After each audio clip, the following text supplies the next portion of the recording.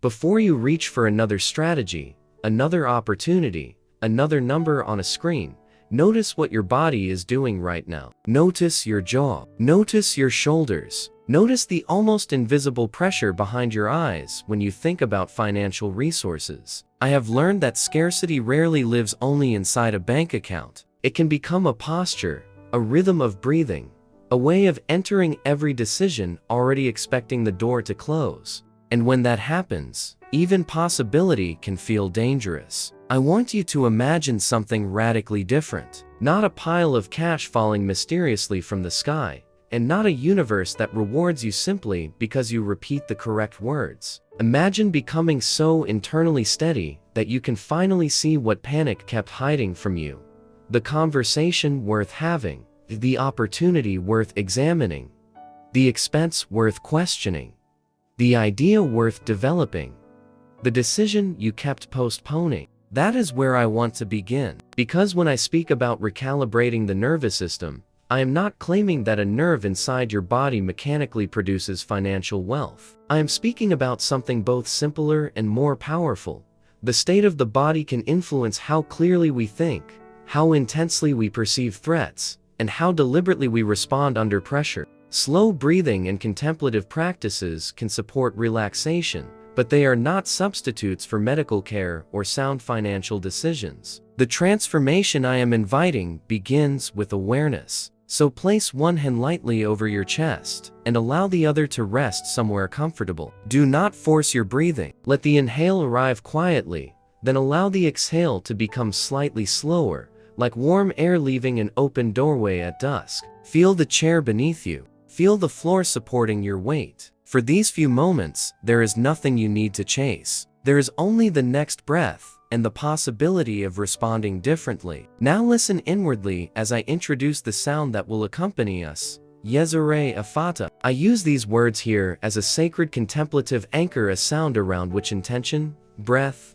and spiritual reflection can gather. I make no claim that this phrase carries a medically established frequency or directly stimulates a specific nerve through some hidden mechanism. Its power in this practice comes from what we consciously associate with it: opening, receiving, releasing, listening. Say it slowly if it feels meaningful to you. YESERAYE EFFATA. Let the final sound disappear before you repeat it. That disappearing sound matters because abundance is not only experienced in accumulation. Sometimes it begins in the space we finally stop filling with fear. Listen to the silence after the words. Notice whether your hands feel warmer, whether your shoulders soften, whether your thoughts slow even slightly. Nothing needs to happen on command. We are teaching attention to stop treating every quiet moment as an emergency. And something important begins here, because the financial identity you have been carrying may have learned to confuse tension with responsibility. You may have believed that worrying harder meant caring more,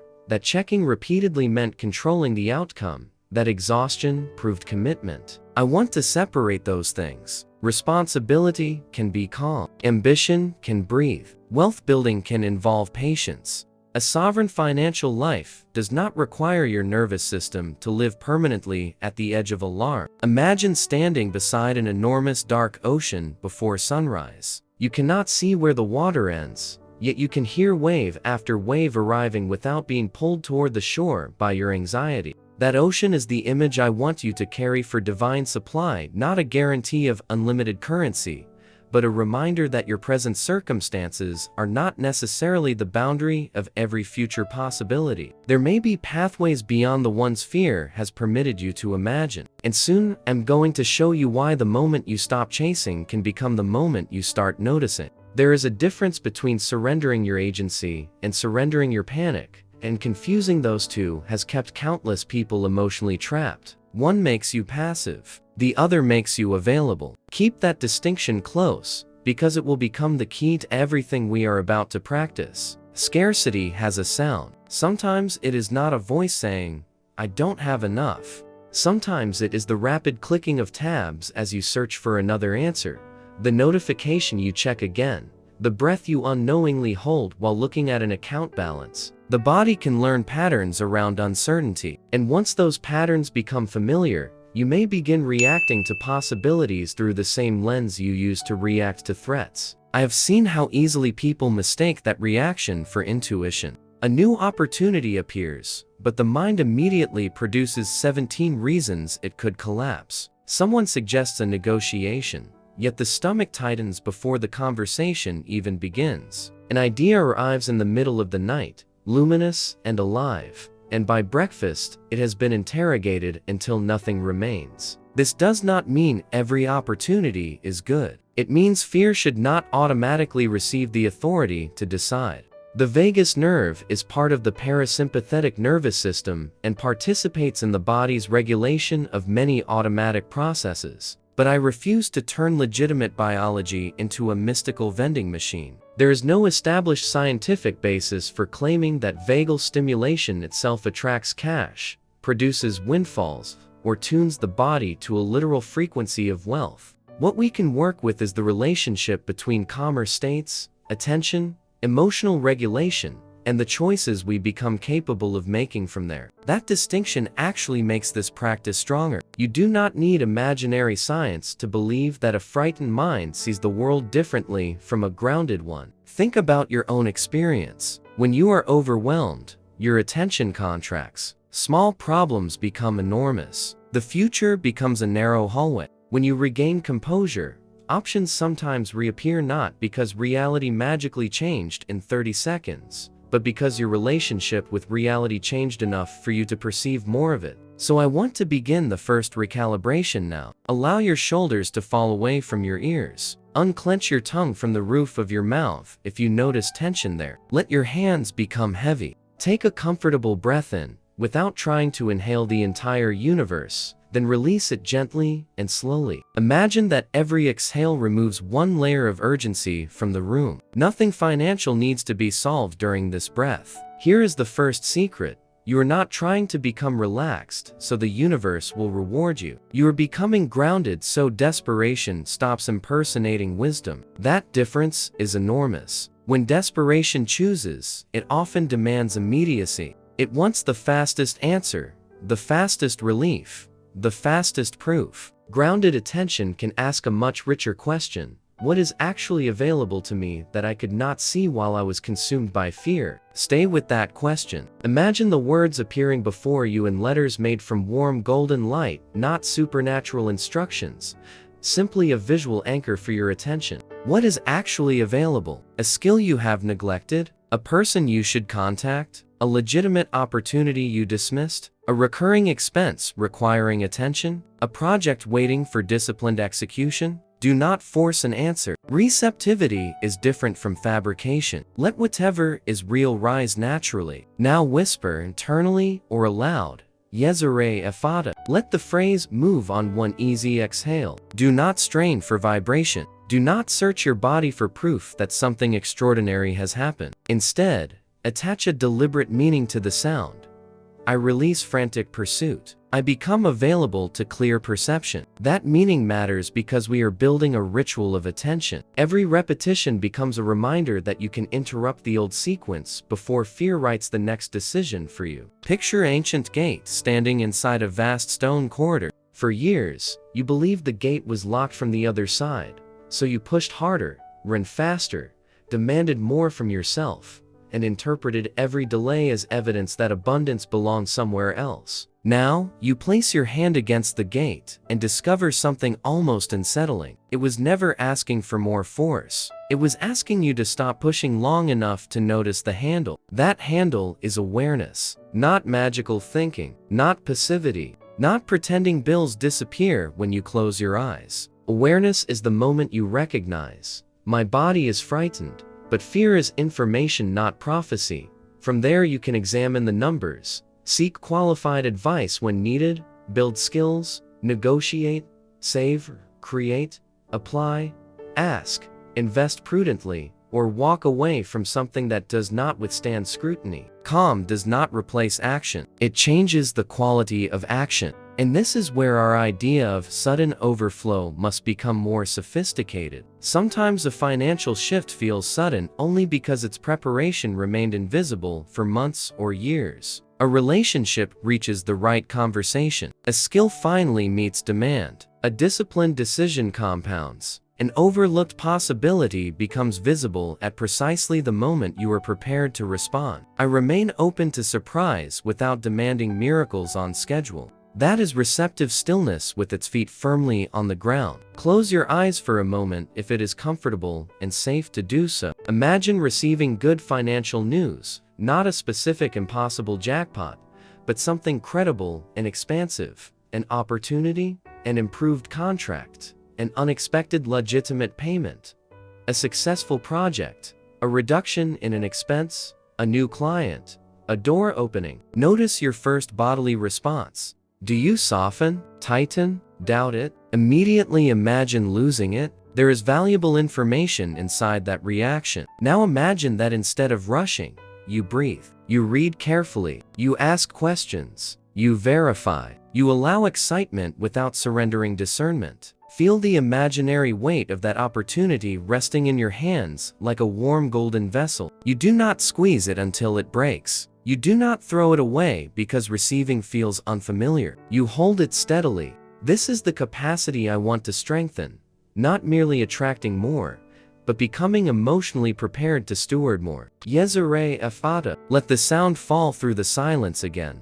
I release the belief that panic makes me productive. I release the belief that exhaustion proves I deserve prosperity. I release the belief that my past financial experiences have already written the final boundary of my future. I can respect reality without worshiping limitation. I can desire greater wealth without turning desire into desperation. And I can pursue financial expansion while remaining anchored in judgment, patience, and self-respect. Feel the difference between those words and the old internal command.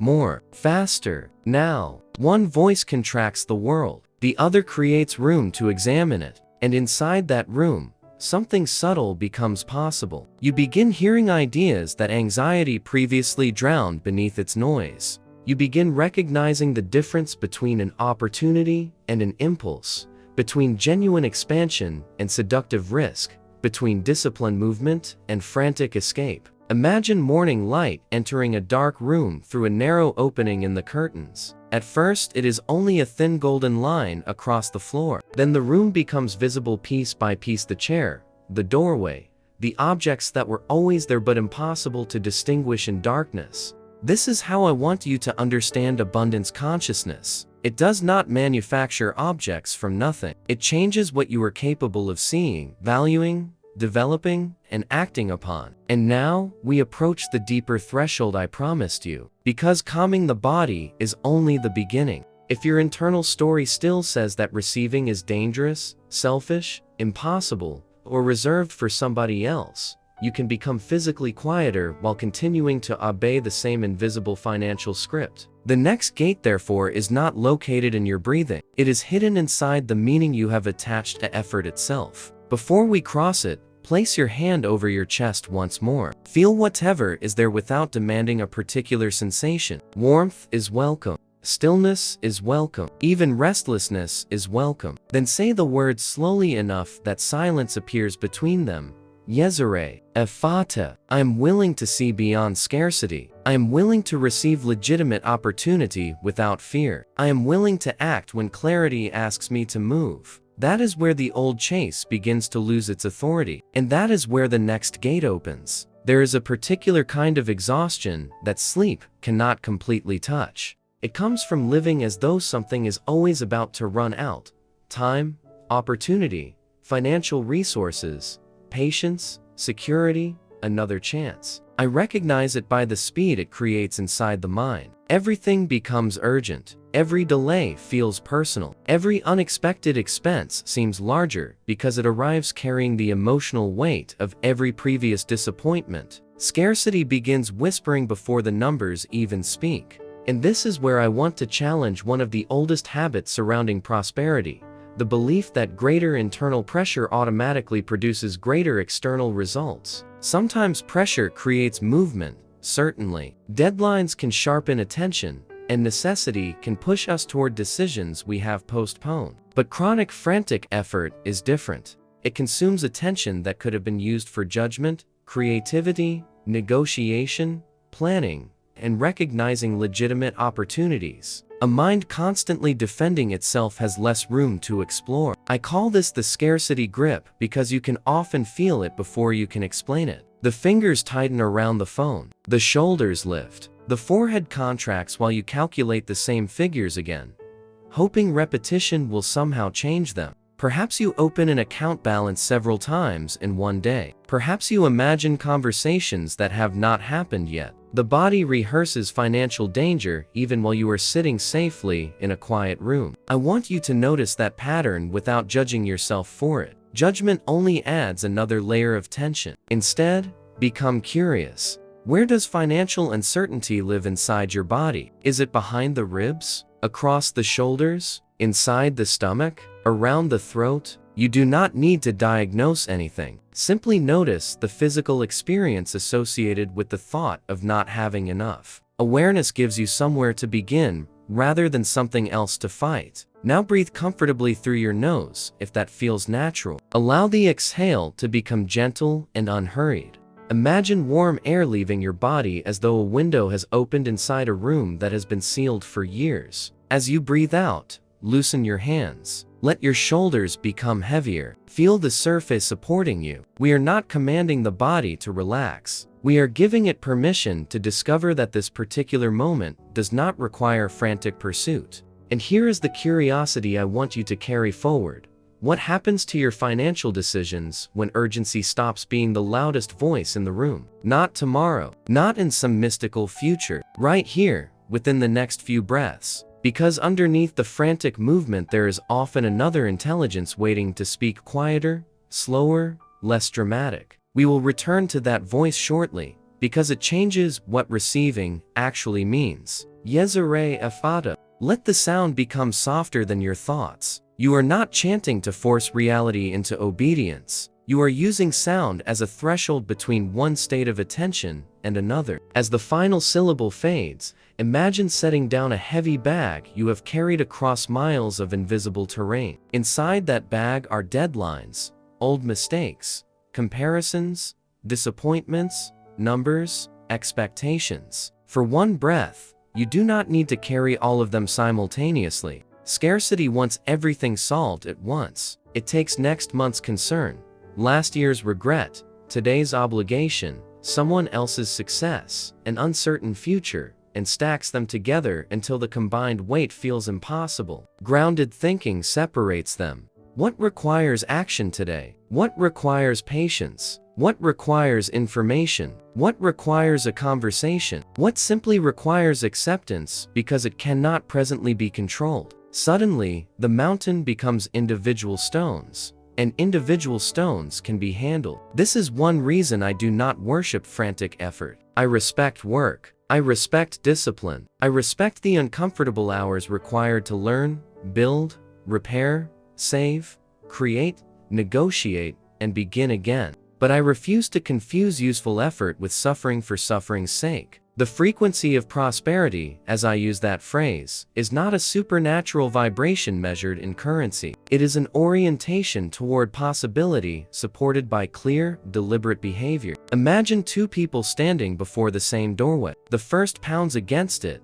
convinced that force proves desire. The second becomes still enough to notice the small inscription beside the frame: pull. This is the distinction I want embedded deeply into your awareness. Sometimes effort fails not because you need more of it, but because you are applying it in the wrong direction. Stillness creates the possibility of noticing the difference. So ask yourself something that scarcity rarely allows. Where am I pushing when I should be observing? Perhaps you are trying to increase income while ignoring where resources disappear. Perhaps you are pursuing 10 weak opportunities instead of developing one strong capability. Perhaps you keep accepting terms you could negotiate. Perhaps you have mistaken constant activity for meaningful progress. Do not manufacture an answer. Allow the question to remain open while your breathing stays slow. Now imagine a table in front of you made from dark polished wood. On it rests everything connected to your financial life, not actual documents, but symbols. A key for opportunity,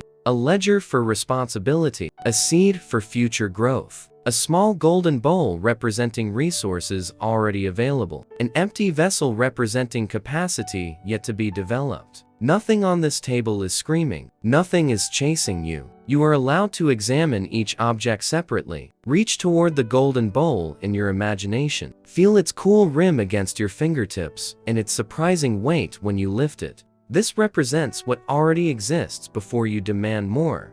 Knowledge, experience, relationships, abilities, time, access, ideas, possessions, income, opportunities, perhaps resources you have underestimated because scarcity trained your eyes to stare exclusively at absence. Gratitude does not mean pretending every need is met. It means refusing to become blind to what is present. And this leads us toward the hidden mechanism behind frantic effort. When you repeatedly tell yourself, "I must get more because there is never enough," your attention becomes organized around deficiency. You begin searching the environment primarily for evidence of what is missing. The problem is not that some invisible cosmic force becomes offended by your anxiety. The problem is that repeated attention becomes selective. What you rehearse mentally can influence what you notice, prioritize, and do. That is why the next practice matters. Place both feet firmly against the floor. Feel the pressure beneath your heels and the front of each foot. Look around the physical room and silently identify 3 ordinary things you can see. Hear whatever sounds are present without labeling them good or bad. Now return your attention to your breath. This simple orientation brings awareness away from imagined futures and toward the environment actually surrounding you. You are here. This decision begins here. Say quietly, "YESERAYE EFFATA." Then let these words follow naturally. I do not need fear to make me responsible. I do not need panic to make me productive. I can look directly at my financial reality without surrendering my imagination to it. I can build from what exists while remaining open to what has not appeared yet. Notice the final sentence. That is the bridge between grounded responsibility and spiritual abundance. Because infinite supply in the language of this practice does not mean pretending physical resources have no limits. It means refusing to reduce possibility to the single pathway you currently understand. A solution might arrive through greater income, reduced waste, improved knowledge, collaboration, negotiation, a different strategy, a new customer, an overlooked skill, patient investment, or simply the courage to abandon something that continually drains you. Abundance has more than one doorway. Now imagine those doorways extending down a long corridor. You do not know what is behind every one. Some will lead nowhere useful. Some should remain closed. Some will require preparation before you enter. But scarcity told you there was only one door and that it had already been locked. I want your imagination to recover plurality, not fantasy. Possibility. Those are very different things. Take another easy breath. Feel the air entering. Feel the slower release. YESERAYE EFFATA. Let your jaw soften. You are not summoning currency. You are interrupting contraction. And now, we touch something even deeper. The belief that you must earn the right to receive through exhaustion. Perhaps somewhere along the way, struggle became morally attached to deserving. If something came easily, you distrusted it. If an opportunity arrived unexpectedly, you questioned whether you deserved it. If someone offered help, your instinct was to refuse because independence felt safer than receiving. That pattern can survive even after circumstances improve. I want you to imagine being offered something genuinely beneficial and legitimate, not a fantasy fortune. Imagine a fair opportunity. Someone recommends you, a client values your work, an employer recognizes your contribution, a useful collaboration appears, a refund arrives, an expense disappears, a project begins generating results, someone opens a professional door. Watch your internal response. Can you receive without immediately searching for the punishment that must follow? This exercise is more revealing than it appears. Some people are comfortable dreaming about prosperity, but deeply uncomfortable experiencing expansion. Dreaming is safe because nothing changes. Receiving changes expectations, responsibilities, relationships, identity. A larger harvest requires somewhere to store the grain. A wider river requires stronger banks. So when I speak of becoming available for abundance, I am also speaking about developing the emotional and practical capacity to handle greater resources wisely. Imagine golden rain beginning beyond a distant horizon. Do not picture bills or coins falling from the sky. See illumination instead, thousands of warm particles descending across fields that have waded through a long winter. The soil does not leap upward to capture the rain. It remains open. Yet receptivity is not laziness. The field was prepared before the weather changed. Seeds were planted, channels were cleared, the ground was tended. This is the balance scarcity never teaches.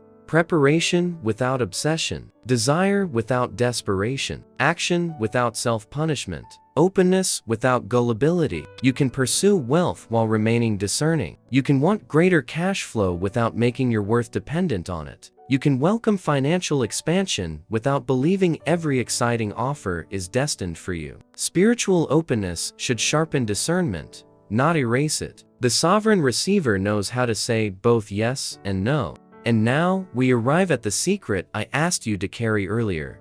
The quieter intelligence beneath urgency. It is discernment. Urgency asks, how do I escape this feeling immediately? Discernment asks, what choice serves the life I am actually building? Those questions can produce dramatically different behavior, even when the external circumstances are identical. One seeks relief, the other seeks alignment. Think about a financial decision you have been avoiding. Do not choose something overwhelming. Choose something manageable. Reviewing a subscription, sending an email, researching an opportunity, asking a question, updating our sum, examining a price, organizing a document, learning one financial concept, creating something you could eventually offer. Picture yourself completing that action calmly. Feel how different deliberate movement is from frantic movement. This is abundance translated into behavior. YESERAYE EFFATA. I release frantic effort. I welcome deliberate movement. I respect what I have. I prepare for what can grow. I recognize legitimate opportunity. I remain discerning while I receive. Allow those statements to settle rather than rushing through them. Words become meaningful when behavior eventually gives them weight. The next time fear tells you to make a rushed decision merely to escape discomfort, remember this moment. Feel your feet. Lengthen the exhale comfortably. Look at what is actually happening rather than what anxiety predicts will happen. Then choose from the clearest state available to you. There is another layer beneath all of this, however, and it is stranger than scarcity itself. Human beings do not only respond to circumstances, we respond to meanings. A number can create relief in one person and fear in another. An opportunity can feel exhilarating to someone and threatening to someone else. This means that before financial expansion becomes sustainable externally, we may need to examine what receiving has come to mean internally, and sound can become an unusually powerful ritual marker for that examination. Because in the next chamber of this journey, YESERAYE EFFATA will no longer be merely something you repeat. We will turn it into a deliberate contemplative signal, a signal to become quiet, a signal to listen, a signal to open without surrendering judgment. A signal that says, the chase is over. Now I can see. There are moments when ordinary language cannot reach the place where an old belief has been hiding. You can tell yourself to stop worrying, yet the body remains tense. You can repeat that opportunity exists, yet another voice whispers that disappointment is safer than expectation. This is why I sometimes use sound differently from explanation. Not as a supernatural command and not as medical treatment, but as a ritual interruption, a deliberate moment when familiar mental noise loses its monopoly over attention. That is how I approach YESERAYE EFFATA. I want you to forget, for a moment, the temptation to intellectually dissect every syllable. We are not pretending these words have a scientifically established frequency that mechanically produces wealth or stimulates a specific branch of the vagus nerve. I use them here as contemplative language, a symbolic doorway through which breath, intention, spiritual openness, and attention can travel together. Their purpose is not to hypnotize reality. Their purpose is to interrupt the version of you that automatically expects scarcity. Say the first word slowly, YESERAYE. Do not rush toward the second. Let your mouth shape the sound naturally. Notice the tiny physical movements involved in speaking: the tongue, lips, jaw, breath. Then stop. Listen to what remains when your voice disappears. The silence after a sound can become more important than the sound itself, because silence reveals how much internal noise we normally carry without noticing. Now, effata. Release it gently rather than forcing it from your throat. Imagine the word leaving you like warm air moving across still water. Then allow another quiet interval. If you notice warmth, relaxation, tingling, emotion, or nothing unusual at all, every response is acceptable. You are not searching for supernatural evidence. You are practicing the ability to remain present without demanding that each moment prove something to you. And this is where the ritual becomes interesting. For years, perhaps your internal trigger around finances has been an alert, a bill, a balance, a deadline, a conversation, a comparison. The trigger appears, and the familiar sequence begins automatically: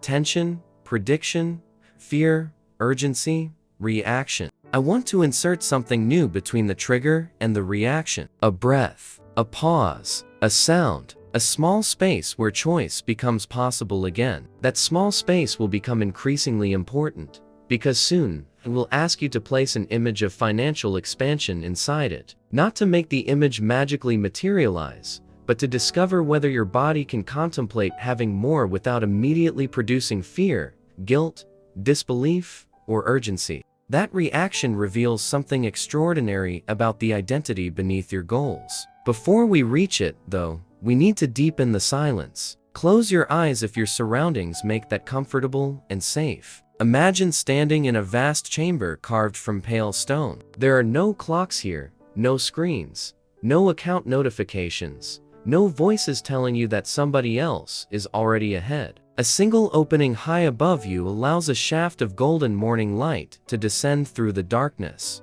Dust moves slowly through it. Nothing is rushing. Even the light seems patient. In that chamber, whisper, YESERAYE. Pause. Effata. Imagine the sound traveling outward until it touches the stone walls and returns softer than before. Then imagine something else returning with it. Permission. Permission to stop measuring your worth by what you possess. Permission to desire prosperity without shame. Permission to become financially stronger without becoming consumed by financial status. Permission to receive without apologizing for receiving. Permission to build without destroying yourself in the process. I call this the sacred opening, not because invisible gates are literally rearranging the universe around you, but because your relationship with possibility can become sacred when you stop approaching it exclusively through fear. Money is practical. Bills are practical. Income is practical. Yet the meanings attached to them can reach deeply into identity, family, history, dignity, independence, generosity, security, and freedom. That emotional territory deserves more than frantic calculation. Now imagine that somewhere in front of you rests a sealed golden vessel. You do not know what it contains. Perhaps it symbolizes an idea you have not recognized yet, a capability you have underestimated, an opportunity requiring preparation, or simply a more peaceful relationship with the resources already passing through your hands. Do not open it yet. Notice whether uncertainty creates curiosity or discomfort. Your reaction to the unknown is part of the practice. Scarcity wants to rip the lid open immediately. It says, "Tell me what I get. Tell me when. Tell me how much. Give me proof before I trust the next step." Receptive stillness does something radically different. It can remain in uncertainty without surrendering intelligence. It gathers information. It prepares. It listens. It acts when action becomes appropriate. It does not confuse impatience with intuition. Take another comfortable breath. YESERAYE EFFATA. This time attach a specific intention. Open my attention to what fear has taught me to overlook. Notice the wording. You are not commanding the universe to deposit a predetermined amount into your life. You are asking yourself to become perceptive enough to recognize legitimate openings when they appear and grounded enough to distinguish them from fantasies, manipulation, or reckless risk. That distinction protects your prosperity rather than limiting it. Now, at the golden vessel open. Inside it, there is no lottery ticket. There is a mirror. Look into it. See your own face reflected in polished gold. not a future billionaire caricature, not someone covered in symbols of excess. See yourself calmer, clearer, more difficult to pressure, more willing to ask questions, more willing to negotiate, more patient with long-term growth, more creative when a familiar path closes. See someone capable of receiving a meaningful opportunity without immediately sabotaging it through fear. That person is far more valuable than any fantasy windfall. This is why I speak about frequency carefully. In this spiritual practice, frequency is a metaphor for the recurring emotional and behavioral state from which you engage with life. A scarcity frequency looks like compulsive urgency, tunnel vision, hopeless prediction, comparison, and reactive decisions. A prosperity frequency looks more like awareness, possibility, gratitude, discernment, patience, courage, and appropriate action. Nothing mystical needs to be fabricated for that shift to matter. And yet, I do not want to remove mystery from the experience. There is mystery in not knowing which conversation will change a direction. There is mystery in an idea arriving after months of silence. There is mystery in meeting someone whose knowledge opens an unexpected path. Life contains nonlinear turns without requiring us to claim supernatural certainty about them. I can remain spiritually open to surprise while keeping both feet planted firmly in reality. Now, I want you to imagine one such surprise. Perhaps an email arrives containing a legitimate opportunity you had not expected. Perhaps someone recommends your work. Perhaps a project begins performing better than anticipated. Perhaps you discover a way to reduce a recurring expense. Perhaps an old contact reaches out. Perhaps you recognize that something you already know how to do has greater value than you previously believed. Let the scenario remain plausible. Then notice what happens inside you. Do you immediately distrust it?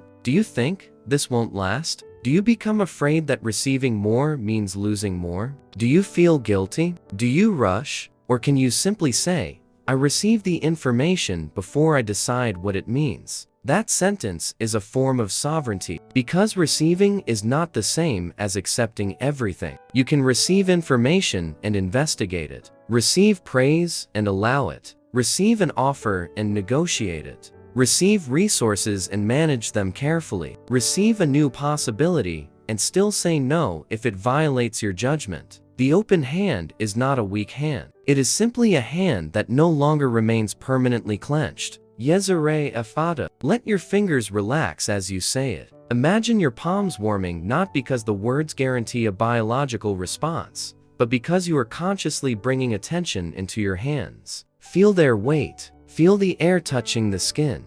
Now picture a stream of golden light resting across your palms like sunlight reflected from water. This is not currency. It represents capacity. Capacity to recognize. Capacity to decide. Capacity to create. Capacity to receive. Capacity to keep. Capacity to share. Capacity to grow. And this brings us toward the deeper secret I promised earlier. Most people imagine abundance as an acquisition problem.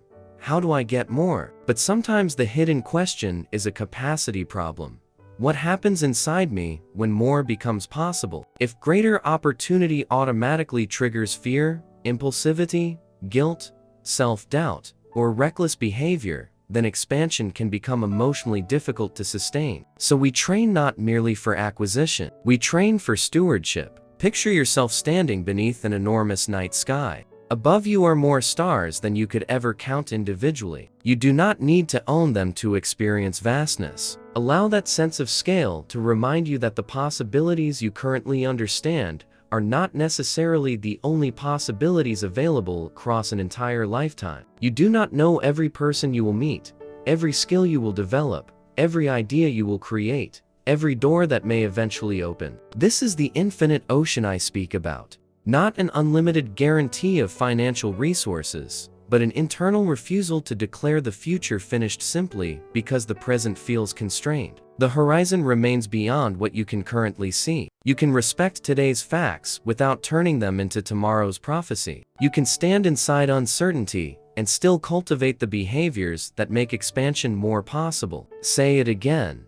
YESERAYE EFFATA. My present circumstances are information, not identity. My past is history, not destiny. I can become more skillful. I can become more discerning. I can become more receptive. I can become more courageous. I can act without panic. Feel how different this is from begging for rescue. You are not kneeling before wealth and asking it to determine whether you deserve peace. You are reclaiming the ability to approach financial life without giving every number authority over your nervous system. That is why I use the word sovereign. Sovereignty does not mean controlling every outcome. It means retaining authorship over your response when outcomes remain uncertain. Now imagine the old version of yourself standing several steps behind you. That version is carrying a heavy metal chain. Every link contains one familiar sentence. There isn't enough. I'm too late. Nothing changes. I always struggle. Opportunities happen to other people. I have to exhaust myself to deserve more. Do not hate this version of yourself. It was trying to protect you using whatever beliefs it had learned. Walk toward that person in your imagination. Place your hand gently over the chain. Do not break it violently. Simply let it fall. Hear the metal strike the stone floor. The sound travels through the chamber. Then silence. YESERAYE EFFATA. The phrase now means something different. Open. Not the universe. Open me. Open my perception where fear narrowed it. Open my patience where urgency consumed it. Open my discernment where desperation weakened it. Open my willingness to learn where pride kept me frozen. Open my imagination where disappointment taught me to expect repetition. Open my hands where scarcity taught me to grip. That is the activation. And from this point forward, every time the phrase returns, I want it to carry that meaning rather than a promise of supernatural financial certainty. It becomes your reminder that the old sequence can be interrupted. Trigger does not have to become panic. Uncertainty does not have to become catastrophe. Desire does not have to become desperation. Between circumstance and response, there can be a breath. Inside that breath, there can be choice. But something remains, a formidable gate. Because you can regulate your breathing, soften your body, expand your attention, repeat a sacred anchor, and still find yourself obeying one deeply conditioned belief. If I am not struggling, I am not progressing. That belief is about to be challenged. There is a form of effort that builds. There is another form of effort that merely proves you are afraid. Knowing the difference changes everything. And when the chase finally stops, you may discover that abundance was never asking you to become motionless. It was asking you to stop running in circles. There comes a moment when running faster stops feeling like progress. You recognize the same scenery passing again, the same financial fear wearing different clothes, the same urgency attached to another goal, the same promise that peace will finally arrive after the next achievement. I know this pattern because it disguises itself beautifully as ambition, but ambition builds towards something. Compulsion keeps moving because stillness might expose what the movement has been trying to avoid. So imagine that I remove the finish line completely. There is nothing ahead of you that must be captured before you are permitted to breathe. Your future still matters. Your financial goals still matter. Your responsibilities remain real. But for this moment, prosperity is no longer standing 10 miles ahead, demanding that you catch it. I want you to experience the unfamiliar possibility that your next intelligent move could emerge from steadiness rather than pressure. This does not mean abandoning work. It means ending the internal chase that makes every action feel like an emergency. I can work intensely without worshiping exhaustion. I can pursue higher income without telling myself that my present worth is inadequate. I can build wealth without turning every setback into evidence of personal failure. When those distinctions become embodied rather than merely understood, the entire texture of financial ambition changes. The hands loosen even while they continue building. Notice your breathing again. Do not manipulate it aggressively. Simply become aware of the inhale arriving and the exhale leaving. If a slower, comfortable exhale helps you settle,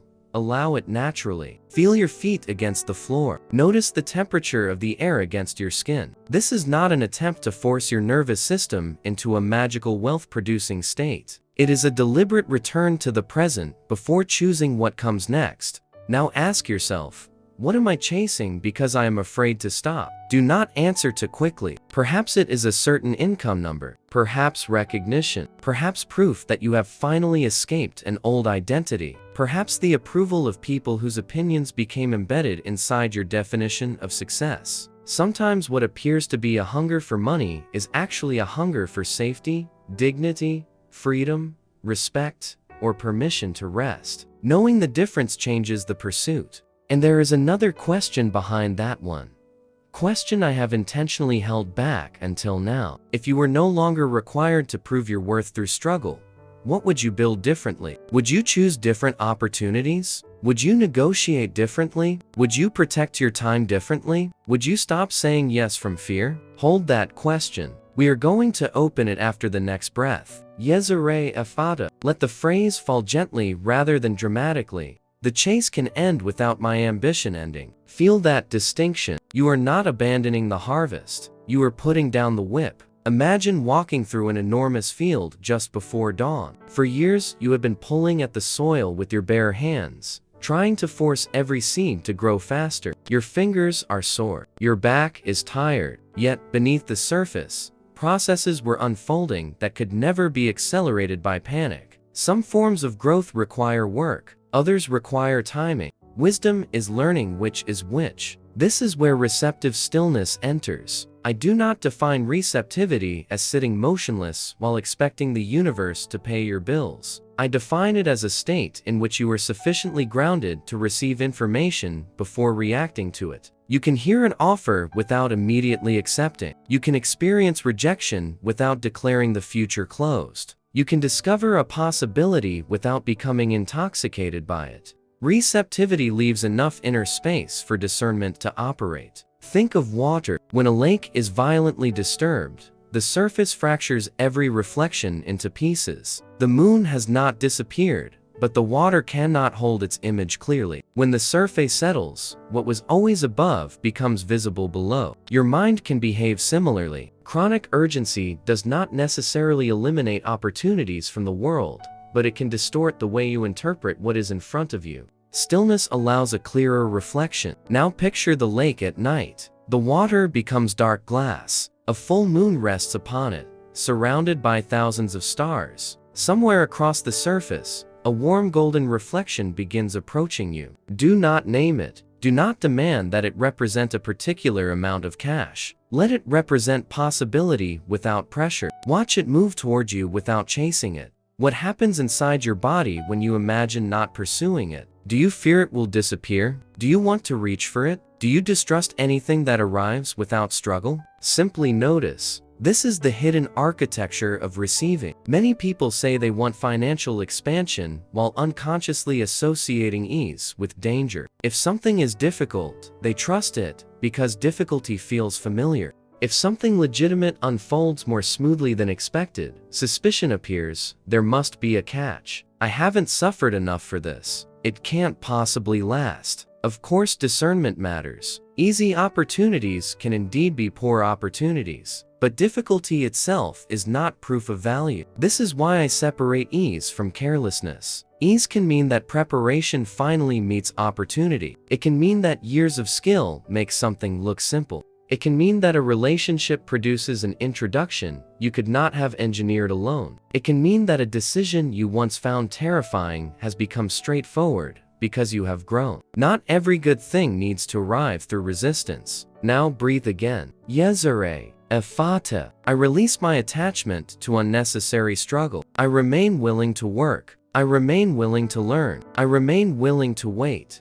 And I become willing to receive. The final sentence may be the hardest, because receiving asks you to surrender a certain kind of control. When you chase, you can pretend that everything depends entirely on your force. When you become receptive, you acknowledge that life also contains variables you cannot command: other people's decisions, timing, market conditions, unexpected introductions, changing circumstances, chance encounters, and opportunities you could not have predicted. You still prepare, you still act, but you stop demanding that the entire future travel through the single doorway your logical mind has already approved. Imagine holding a map that contains only one road. For years, you have stared at that road and called it reality. Education leads here. Work leads there. Income must come through this channel. Success must happen by this age. Opportunity must arrive through this person. Then the paper begins expanding beneath your hands. Side roads appear. Bridges emerge.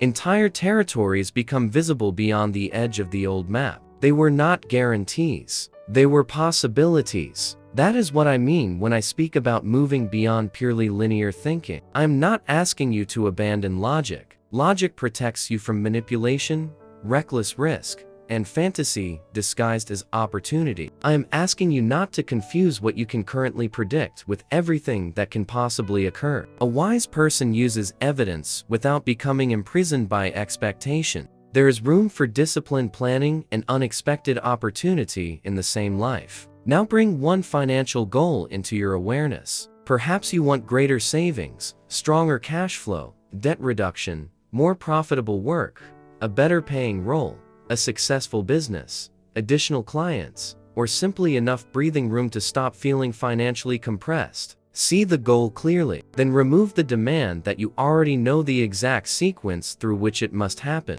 Keep the destination while loosening your grip on the route. Ask, what would I notice if I stopped assuming there was only one path? Let silence answer first. Perhaps no answer comes. That is fine. You are learning to leave questions open without immediately filling them with fear. And this leads directly to the secret I mentioned earlier. Sometimes, the chase itself becomes evidence of scarcity inside the mind. Not because the universe interprets your effort as a negative frequency, but because compulsive pursuit repeatedly reinforces the message, I am not safe until I obtain this. That message makes peace conditional. Then every goal creates another finish line beyond which you promise yourself permission to finally live. I want to break that agreement. You can want more and breathe now. You can build more and experience gratitude now. You can pursue financial growth and possess dignity now. You can prepare for tomorrow without abandoning today. This is not complacency. It is sovereignty. Imagine yourself walking into a quiet room with a large wooden table at its center. On the table lies an envelope. It represents an opportunity you cannot yet identify. You approach without trembling,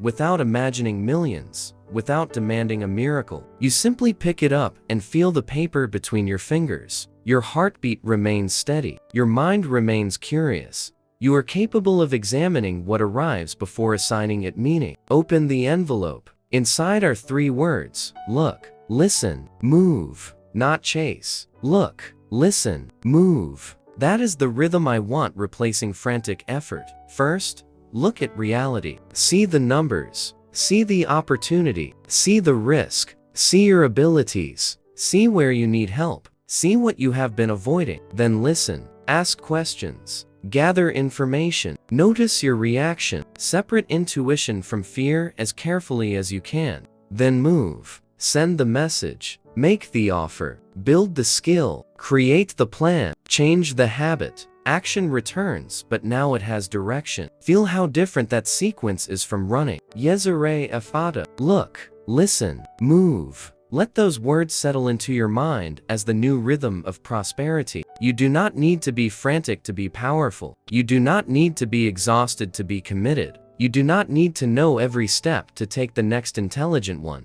And you do not need to diminish your spiritual life to become financially responsible. The sacred and the practical can sit at the same table. Now imagine another scene. You wake in the morning, and before reaching for your phone, you remain still for several seconds. The room is quiet. Perhaps sunlight is beginning to touch the wall. Instead of immediately asking, "What do I need to fix?" you ask, "What deserves my attention today?" Feel the difference. One question begins with deficiency. The other begins with discernment. Then whisper, YESERAYE EFFATA, and choose one meaningful financial action. 1. Not 17 frantic movements designed to silence anxiety. One deliberate action capable of moving your life forward. Perhaps you review your finances. Perhaps you contact someone. Perhaps you study. Perhaps you create. Perhaps you negotiate. Perhaps you save. Perhaps you finally cancel what no longer serves you. The action itself will vary.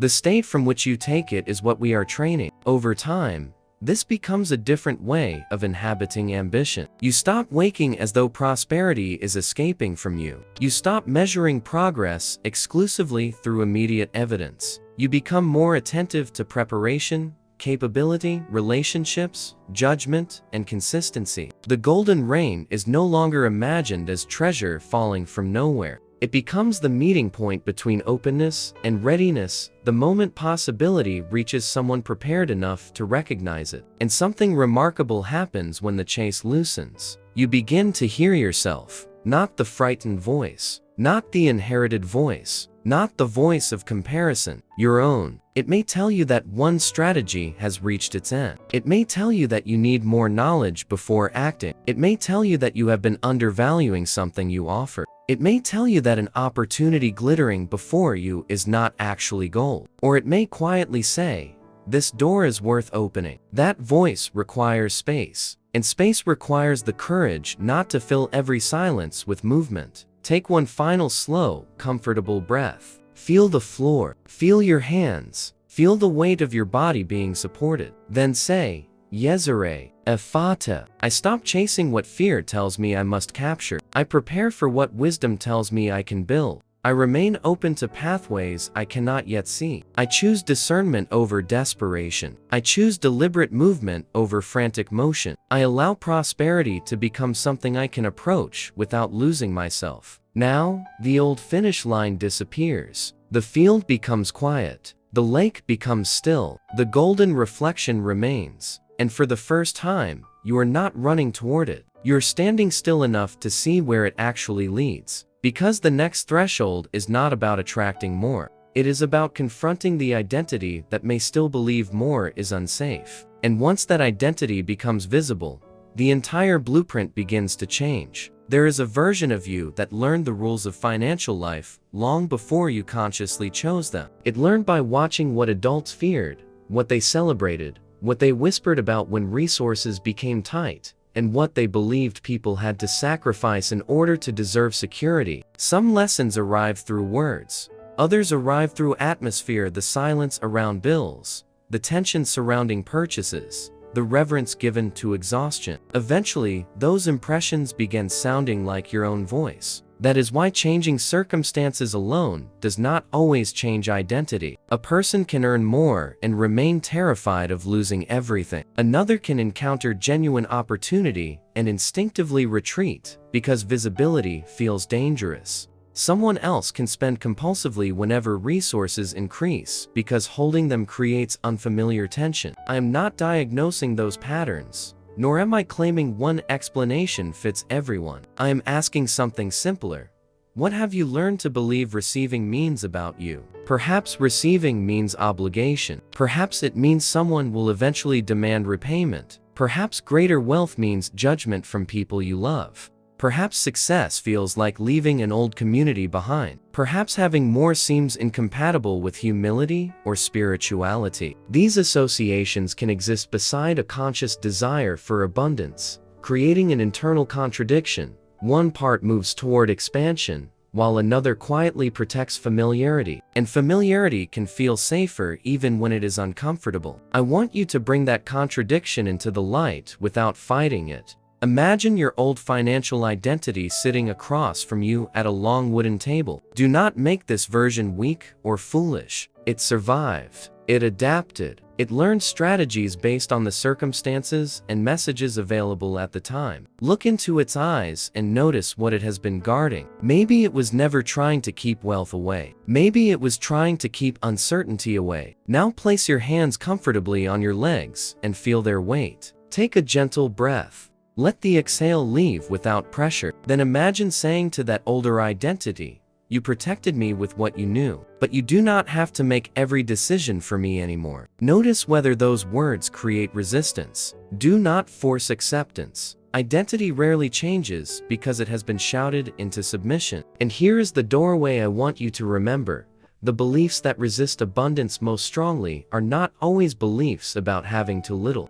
Sometimes they are beliefs about what could happen if you had more. More responsibility, more visibility, more choices, more possibility of loss, more expectations. We are going to walk directly into that fear now, because what waits behind it is not a mystical secret. It is capacity. YESERAYE EFFATA. Allow the sound to mark the transition. Open my attention. Open my discernment. Open my willingness to become unfamiliar to my old limitations. Imagine the ancient gate again, but this time it does not lead toward treasure. It opens onto a gallery lined with mirrors. In each mirror you see a different financial version of yourself. One has greater savings. Another runs a thriving project. Another negotiates confidently. Another has eliminated an unnecessary expense. Another receives recognition for valuable work. These images are not prophecies. They are possibilities your imagination is being allowed to examine without immediately rejecting them. Walk toward the first mirror. You see yourself receiving greater income. Notice the immediate thought. Can I sustain this? Will it disappear? What will people expect from me? What if I make a mistake? Do not erase those questions. Let them exist.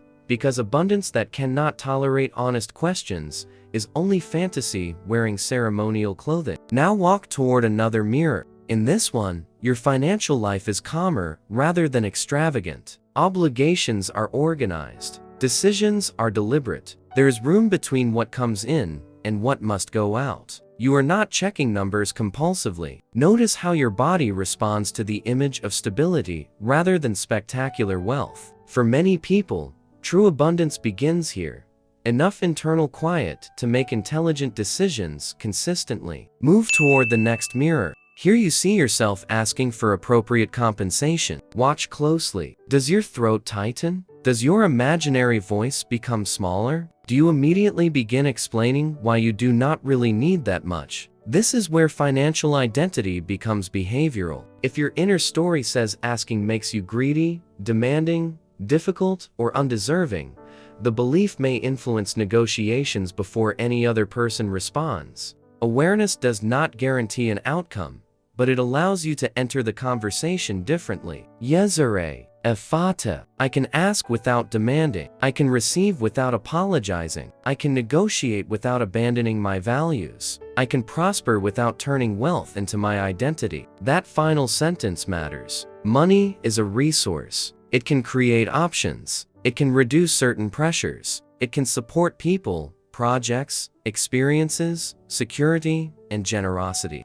But it is not qualified to decide your human worth. Once you stop asking wealth to prove that you matter, something extraordinary becomes possible. You can pursue it more intelligently. You no longer need every opportunity to validate you. You can reject poor terms. You can tolerate a temporary no. You can learn without interpreting inexperience as humiliation. You can build patiently because the outcome is no longer being forced to answer the existential question, am I enough? That question deserves a deeper answer than any balance can provide. Imagine holding a gold coin in one hand and a seed in the other. The coin represents resources available now. The seed represents capacity that may produce future value. Feel their different weights in your imagination. Scarcity often stares exclusively at the coin.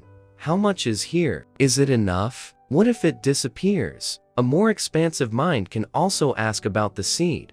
What can I learn, cultivate, create, improve, or develop from here? This is not romanticizing hardship. There are real financial pressures that cannot be solved by mindset alone, and people can face constraints far beyond individual control. But even within imperfect circumstances, your relationship with attention matters. You can distinguish what is controllable from what is not. You can seek qualified help when needed. You can make one better decision where one is available. Spiritual practice should never require denial of material reality. Now return to the gallery. At the far end stands one mirror covered by a heavy cloth. You know this is the one we have been approaching. Walk toward it. Place your fingers against the fabric. Pull it away, and look. You see yourself experiencing a sudden legitimate financial improvement. Perhaps a contract is approved. Perhaps a client pays an overdue invoice. Perhaps an unexpected refund arrives. Perhaps your work generates more demand. Perhaps a new position offers better compensation. Perhaps an investment made prudently over time has grown. Perhaps you discover savings you had not anticipated. Keep the image plausible. Now, watch yourself receive it. Do not rush past this moment. Does your mind immediately spend everything? Does it assume the improvement will vanish? Does it become euphoric and reckless? Does it minimize what happened? Does it feel guilty? Or can you remain grounded enough to say, "This is good. I can receive good news without losing my center"? That is capacity. And this leads to the secret I promised earlier. The nervous system practice was never meant to turn your body into a magnet for currency. It was meant to help create enough internal space for you to observe these reactions before they automatically become behavior. A pause can protect you from an impulsive purchase. A pause can help you read an agreement twice. A pause can help you ask one more question. Sometimes prosperity is preserved in a pause. So practice the pause now. Inhale comfortably. Wait without strain. Exhale gently. Then say, "YESERAYE EFFATA." Imagine the good financial news again. This time, do nothing for several seconds. You do not immediately celebrate through spending. You do not immediately fear losing it. You do not immediately tell everyone. You simply receive the information. Let your body learn the symbolic experience of having something good happen without creating another emergency around it. Now ask, what would stewardship look like here? Perhaps some of the resource should remain untouched. Perhaps a portion belongs to an obligation. Perhaps some could support future growth. Perhaps you need professional financial guidance. Perhaps the most powerful response is simply not making an immediate decision. Prosperity is not only about increasing inflow, it is also about increasing wisdom around flow. Picture a river moving through a valley. If the banks are weak, greater water can create destruction rather than nourishment. If the channels are strong, the same water irrigates fields, supports life, and continues forward. This is how I want you to understand capacity. Expansion asks for structures. Greater resources become more useful when accompanied by judgment, organization, emotional steadiness, and an understanding of what those resources are meant to serve. YESERAYE EFFATA. Strengthen the banks, not through magic, through awareness, through learning, through discipline, through patience, through boundaries, through wiser choices repeated until they become familiar. And now, something begins changing inside the gallery of mirrors. The images no longer look like strangers. The version of you who negotiates calmly does not seem arrogant. The version who saves does not seem deprived. The version who receives does not seem guilty. The version who prospers does not need to abandon spirituality. The distance between your present identity and those possibilities begins shrinking. Not because you have pretended they are guaranteed, because you have allowed them to become psychologically imaginable. This matters more than it appears. A goal that feels fundamentally incompatible with identity can generate constant internal friction. You may consciously move toward it while unconsciously recreating the familiar. So instead of repeatedly saying, "I want abundance," I want you to ask a sharper question. Who am I practicing becoming when opportunity appears? Someone who panics? Someone who freezes? Someone who rushes? Or someone who looks, listens, and moves? Remember the rhythm. Look. See what is actually happening. Listen, gather information, and notice your internal reaction. Move. Take the next grounded action. This is how an abstract abundance mindset begins acquiring muscle. Now picture tomorrow morning. You wake. Before the old stream of concerns begins, place a hand over your chest. Take one comfortable breath. Whisper, "YESERAYE EFFATA." Then ask yourself, what would my more grounded financial identity do today? Not someday. Today. One action. Perhaps it makes a call. Perhaps it studies for 30 minutes. Perhaps it follows up with someone. Perhaps it reviews spending. Perhaps it finishes something valuable instead of starting another distraction. Perhaps it finally asks for the compensation it has been afraid to discuss. Choose one, then do it. Because visualization without behavior can become entertainment. Behavior without reflection can become repetition. But reflection joined to action becomes practice. And practice is how identity changes. I want you to feel that word, practice. You do not have to become an entirely different person overnight. You practice calm. You practice discernment. You practice receiving. You practice financial responsibility. You practice asking. You practice declining. You practice recognizing opportunities. You practice keeping promises to yourself. The new identity becomes less theatrical and more natural every time behavior supports it. And now return one final time to the mirror at the end of the gallery. The reflection is no longer covered. The person staring back at you has your face, your history, your imperfections, your unanswered questions. But something in the eyes is different. There is no frantic demand for rescue. There is readiness. You understand that wealth can arrive through many channels, but you do not worship channels. You understand that spiritual openness can inspire you, but you do not abandon discernment. You understand that greater financial resources can expand possibilities, but they cannot manufacture your worth. And you understand something the old identity could never believe. Receiving does not have to feel dangerous. Take one final breath. Let your hands become heavy. Feel the support beneath your body. YESERAYE EFFATA. I release the identity that requires struggle to recognize itself. I release the need to make fear my financial advisor. I welcome legitimate opportunity with discernment. I can experience expansion without abandoning responsibility. I can receive more without becoming less of who I truly am. The mirrors begin fading. The gallery disappears, but the final reflection remains. Because the next stage is no longer about imagining prosperity from a distance. It is about training yourself to remain grounded when expansion moves closer. There is a difference between wanting a larger harvest and being prepared to carry it home. That is the threshold we cross next. Wanting more is easy when more remains imaginary. In imagination, expansion carries no responsibility,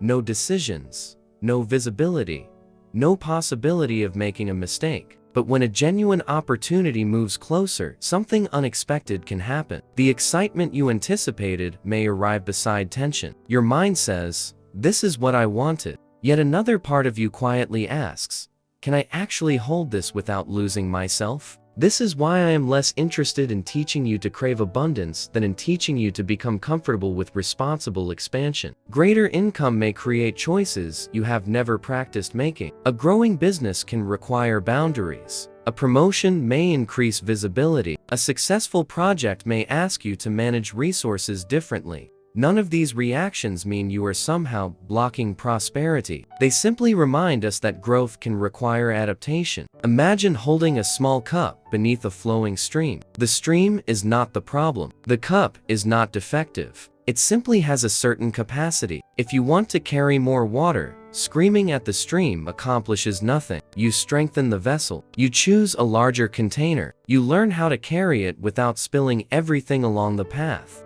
That is the image I want connected to wealth now, chasing the river, but developing capacity. Feel your hands. Let them rest open rather than clenched. Imagine that each palm is holding something valuable, not currency, but responsibility in one hand and possibility in the other. Notice that they can coexist. Prosperity without responsibility becomes unstable. Responsibility without possibility becomes suffocating. I want both. I want the golden harvest and the wisdom to store it, distribute it, protect it, enjoy it, and use it without allowing it to dominate my identity. Take a comfortable breath and allow your exhale to soften. Notice the support beneath you. If financial thoughts begin racing ahead, let them pass without following each one. You are not trying to force a physiological response or manufacture evidence that something mystical is occurring. You are practicing a simple capacity, remaining present while contemplating expansion. That alone can reveal where the old scarcity identity still expects danger. And soon, I'm going to place you inside a moment of receiving that feels more vivid than anything we have imagined so far. I want you to notice what happens before your conscious mind has time to explain it. That first reaction: excitement, disbelief, suspicion,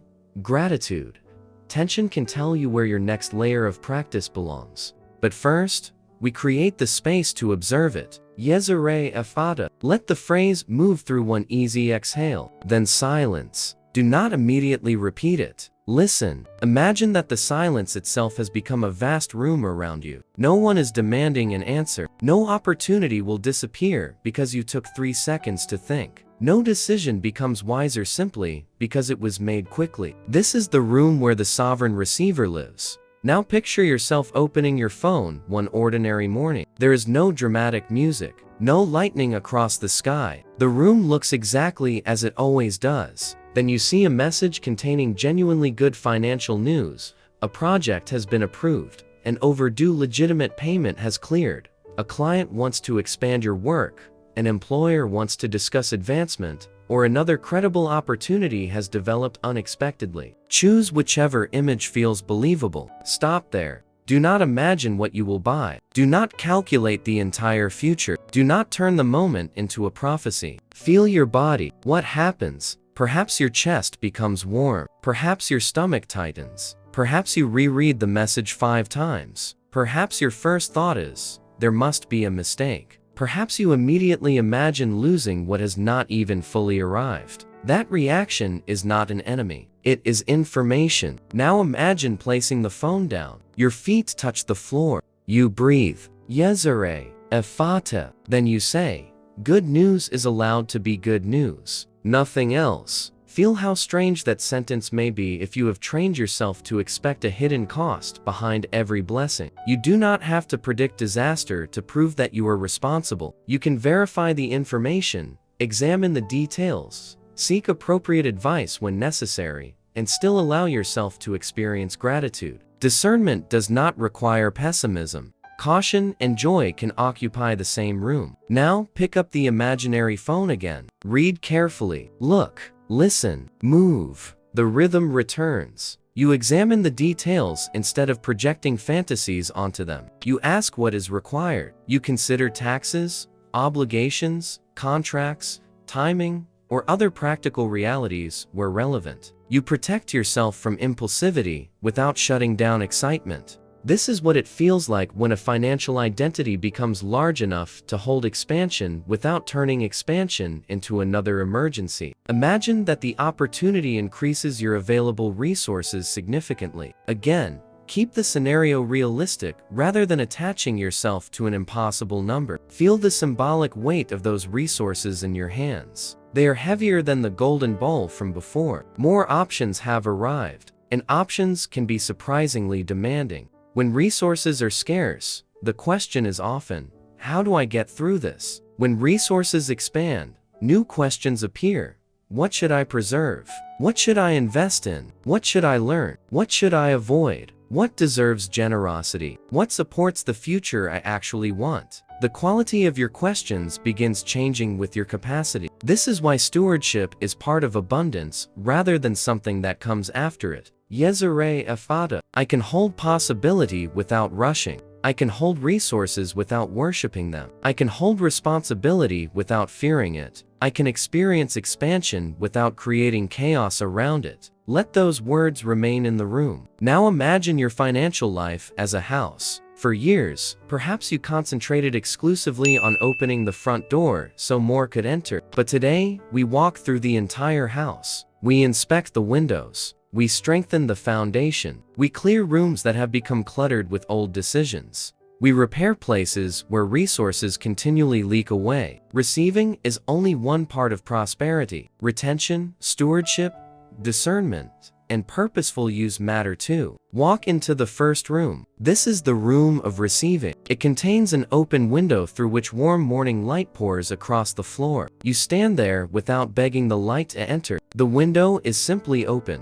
This represents your willingness to recognize legitimate opportunities, accept appropriate compensation, receive help when useful, and allow something good to happen without immediately shrinking away from it. Walk into the second room. This is keeping. There is a heavy wooden chest here not because wealth should be hoarded from fear, but because some resources require protection and patience. Imagine yourself becoming comfortable with the idea that not everything received must immediately leave your hands. You can create margin. You can plan. You can postpone gratification. You can seek competent guidance when financial decisions exceed your expertise. The chest represents continuity rather than accumulation for its own sake. The third room is growth. Here you see books, tools, unfinished designs, a desk illuminated by a small lamp. This room reminds you that some of the most important forms of financial expansion begin as capability. Knowledge can become leverage. Better judgment can prevent expensive mistakes. A skill can increase the value you bring to others. The harvest is not always visible when the seed is being planted. Preparation often looks ordinary while it is happening. The fourth room is purpose. There is almost nothing inside except a chair facing an enormous window. Sit down in your imagination and ask yourself why you want greater financial resources in the first place. Not what you want to buy. What do you want money to make more possible? Freedom, security, time,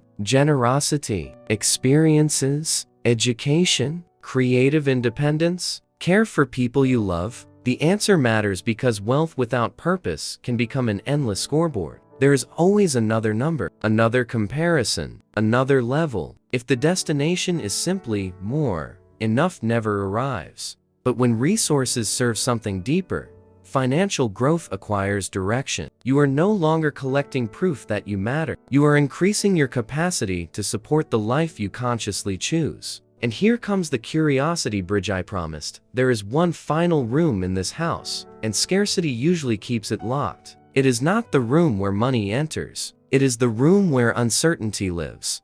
Because even with preparation, intelligence, spiritual grounding, and disciplined behavior, no one controls every outcome. Walk toward that door. Notice the old instinct to turn away. Open it. Inside there is darkness, but not danger. There is simply no map. This is the room of the unknown. Stand inside it. Feel how quickly the mind wants to create predictions when information is missing. Scarcity fills uncertainty with catastrophe. Fantasy fills uncertainty with guaranteed miracles. I want neither. I want the courage to say, I do not know yet. Those 5 words can be profoundly liberating. I do not know which opportunity will succeed. I do not know when every financial goal will be reached. I do not know which unexpected door will eventually matter. I do not know what the economy, another person, or circumstances beyond my control will do. But uncertainty does not prevent preparation. It makes preparation meaningful. YESERAYE EFFATA.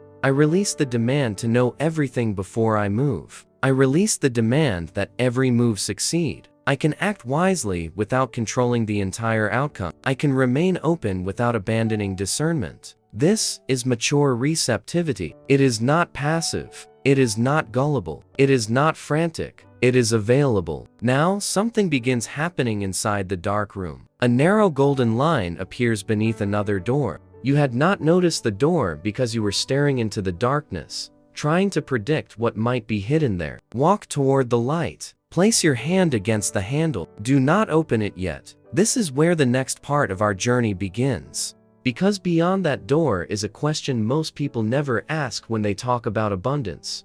What opportunities become visible when your attention is no longer consumed by proving that your old predictions were right? That question takes us beyond the body, beyond the chant, beyond the old identity. It takes us into the real world, into conversations, decisions, ideas, skills, timing, relationships, and doors that do not announce themselves with trumpets. The golden threshold is not a place where wealth falls effortlessly into your hands. It is the point where inner readiness meets external possibility, and you must be awake enough to recognize the meeting. Take one final breath. Feel your hands. Feel your feet. Feel the quiet. Then whisper, YESERAYE EFFATA. I am not preparing to chase. I am preparing to recognize. I am not preparing to grasp. I am preparing to steward. I am not asking life to guarantee the road. I am becoming ready to walk when the road appears. Now turn the handle. The golden light spills across your hands, and the threshold opens. The door opens without thunder. There is no celestial announcement,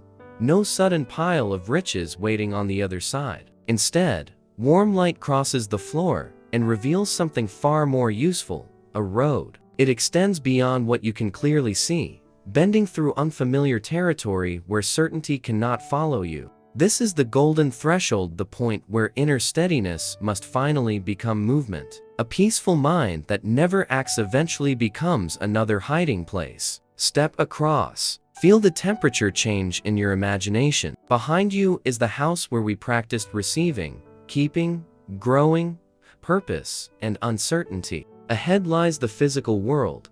Conversations that require courage, opportunities requiring evaluation, unfinished work requiring discipline, numbers requiring attention, and possibilities that will never become real if they remain beautiful thoughts. Spiritual alignment does not excuse me from participation. It changes the quality of the participation I bring. This is where abundance becomes practical. A calm body can help create room for a clearer decision, but the email still needs to be sent. The skill still needs to be practiced. The proposal still needs to be finished. The budget still needs to be examined. The negotiation still needs to happen. I do not use spirituality to escape those realities. I use spiritual practice to approach them without allowing fear to dictate every movement. Imagine a single golden thread stretching from your chest toward the horizon. It does not tell you where wealth is hidden. It represents alignment between what you say you desire and what you repeatedly do. If you desire financial stability, but refuse to examine your financial habits, the thread weakens. If you desire greater compensation, but continually avoid developing or communicating your value, intention, and behavior separate, the sacred blueprint becomes powerful when those two begin moving together. So I want you to ask yourself a question that can feel uncomfortable. What action have I been trying to manifest my way around? Let the question land. Perhaps you already know. Perhaps the answer is learning. Perhaps it is applying. Perhaps it is following up. Perhaps it is asking. Perhaps it is finishing. Perhaps it is stopping something that continually drains your resources. And this is where the golden threshold becomes a test, not of whether you deserve abundance, but of whether you are willing to participate in the life you keep visualizing. In a moment, I will ask you to choose one action and mentally cross the threshold with it. But first, we remove the old demand that action must feel fearless before it counts. YESERAYE EFFATA. Breathe. Let your shoulders soften. Then say, I do not need certainty to take a thoughtful step. There is power in that sentence. Fear may still exist. Doubt may still exist. The question is whether they remain advisors or become rulers. Imagine yourself standing before a desk early in the morning. The room is quiet. A warm cup sits nearby. Sunlight touches the edge of a notebook. Your phone is face down. On the paper in front of you is one unfinished financial action, the thing you have been delaying because thinking about it creates discomfort. See yourself looking at it without dramatizing it. Then begin. Maybe you send the message. Maybe you update the document. Maybe you compare the numbers. Maybe you make the appointment. Maybe you research the credential. Maybe you contact the potential client. Maybe you prepare the offer. Maybe you cancel the expense. Maybe you finally ask what something actually costs instead of avoiding the answer. The action is ordinary. That is precisely why it matters. Abundance is often imagined through spectacular events while being built through unremarkable decisions. The glamorous moment receives attention. The quiet preparation rarely does. Yet a harvest does not begin when the field turns gold. It begins when someone performs work that does not resemble a harvest at all. The seed disappearing beneath dark soil looks like loss to an impatient eye. Preparation often requires trusting work before visible evidence appears. Now picture yourself finishing that single action. Do not add 10 more. Let completion have weight. Feel the imaginary pen leaving your fingers or the message leaving your screen. Then stop. YESERAYE EFFATA. I moved. Not perfectly, not dramatically, but deliberately. This is how the old identity loses authority. Each time you act differently, you provide yourself with new evidence about who you are becoming. You are no longer merely the person who says, I want more. You become the person who can tolerate the discomfort of building more. That distinction changes everything. Now imagine walking farther along the road. You reach a marketplace filled with doors. Each door represents a possible channel through which greater resources could enter your life. Employment, entrepreneurship, creative work, professional advancement, collaboration, investments approached prudently, reduced expenses, education, improved negotiation,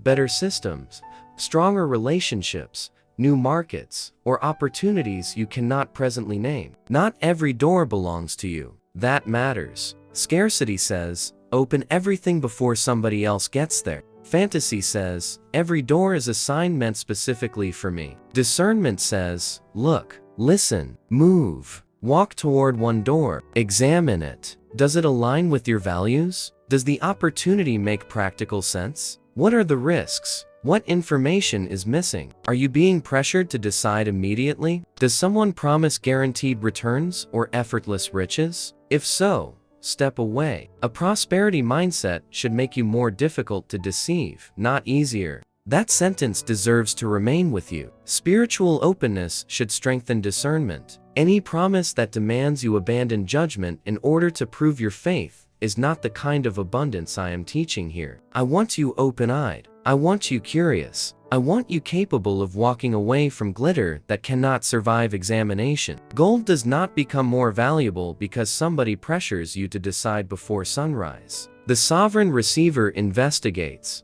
Continue through the marketplace. Another door appears. This one is quieter. No flashing promises. No urgency. No claims that everything will change overnight. Behind it might be an ordinary opportunity requiring work. Scarcity almost ignores it because it does not look dramatic enough. But something inside you says, look closer. And here is the secret hidden inside the golden threshold. Some of the most valuable possibilities do not initially resemble abundance. They may resemble a conversation, a class, a small client, a modest introduction, a change in routine, a book, a question, a rejected proposal that forces you toward a stronger one. The seed rarely resembles the tree. Your job is not to worship every seed. Your job is to learn which ones deserve cultivation. YESERAYE EFFATA. Open my attention without weakening my judgment. Let me recognize value before appearance. Let me distinguish opportunity from urgency. Let me distinguish courage from recklessness. Let me distinguish patience from avoidance. Feel those distinctions sharpening. Now imagine somebody offering you an opportunity that could meaningfully improve your financial circumstances. You feel excitement. Then you pause. You ask questions. You read what needs reading. You consider the downside. You seek appropriate professional guidance if the decision requires expertise you do not possess. You sleep before deciding if time permits.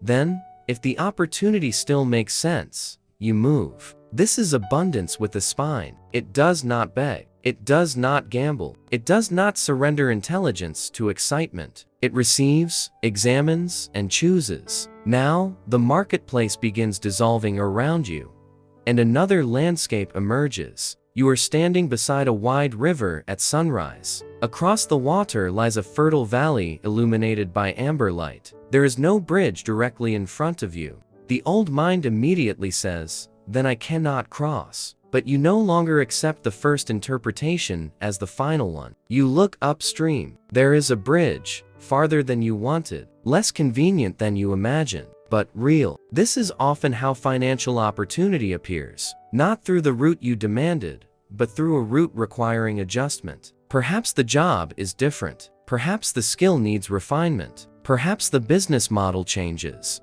Perhaps the opportunity comes through someone unexpected. Perhaps the timeline is longer. Flexibility is not failure. Sometimes flexibility is the price of discovering the path that actually exists. Walk toward the bridge. With every step, repeat internally, I do not need the road to resemble my prediction. Again, I do not need the road to resemble my prediction. That sentence dismantles one of the strongest forms of logical resistance. Planning is valuable. Attachment to one plan can become blindness. Cross the bridge. Halfway across, stop. Look down at the river. The water below is moving rapidly, carrying reflected sunlight in broken golden fragments. You cannot hold a single piece of the reflection, yet the light continues appearing across the surface. This is how I want you to think about opportunity. One opportunity can pass without becoming the last opportunity that will ever exist. That belief changes. Rejection. A closed door can hurt.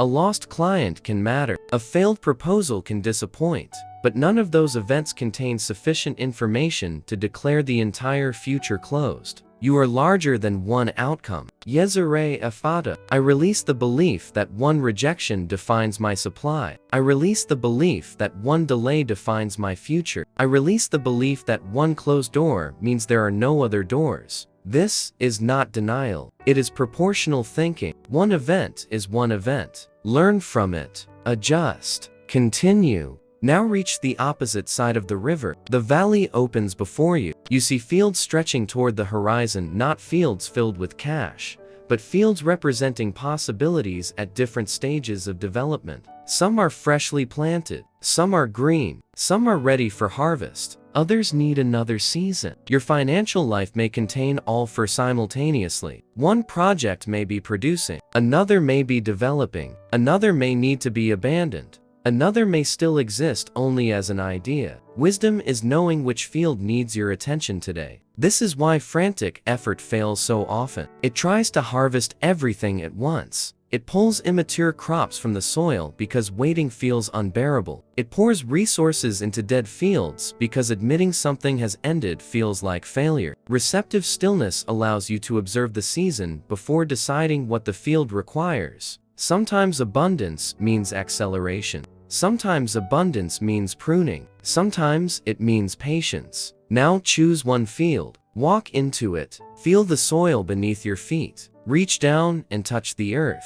Ask, what does this part of my financial life actually need from me? Not what fear demands. Not what comparison demands. What does it need? More skill? More visibility? More consistency? Better boundaries? A different strategy? More patience? An ending? Listen, you may already know the answer, and this is the moment where spiritual insight must become behavioral commitment. Choose one action you can realistically take. Hold it mentally. Make it specific. Not, I will become wealthy. Instead, I will complete this. I will research this. I will contact this person. I will review this expense. I will learn this skill. I will finish this project. I will ask this question. The universe does not need vague declarations from you. Your life needs usable decisions. YESERAYE EFFATA. Now imagine placing that decision into the soil like a seed. Cover it. Stand. You do not dig it up 5 minutes later to see whether it grew. You act again when action is required. You wait when waiting is required. You adjust when information changes. This is sovereign patience. And something begins appearing across the horizon. At first, it looks like golden mist.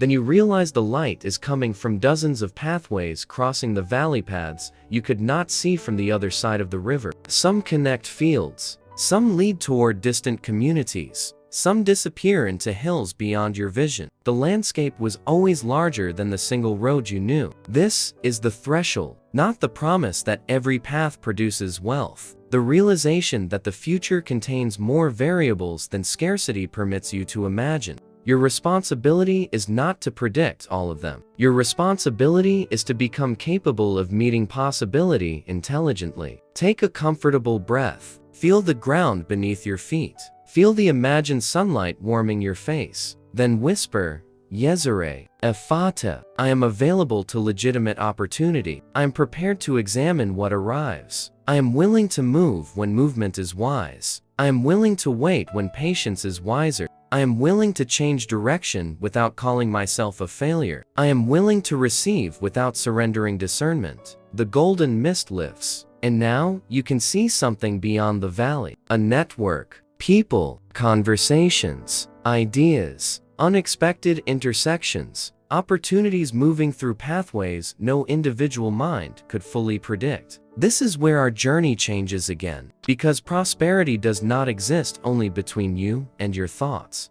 It moves through relationships, systems, timing, knowledge, exchange, and the unpredictable intersections of human life. The next chapter is where we stop staring at the one road we expected and become available to the roads we never knew existed. There are opportunities you can plan for, and there are opportunities you can only become prepared to recognize. A conversation begins for one reason and unexpectedly reveals another possibility. Someone remembers your name when a need appears. A skill you learned years ago suddenly becomes useful in a different context. A A closed route forces you toward a better question. None of this requires us to pretend that life operates by magical financial commands. It simply reminds us that reality contains more variables than prediction can hold. I call this nonlinear opportunity. It is not effortless wealth appearing because you vibrated correctly. It is the unpredictable intersection between preparation,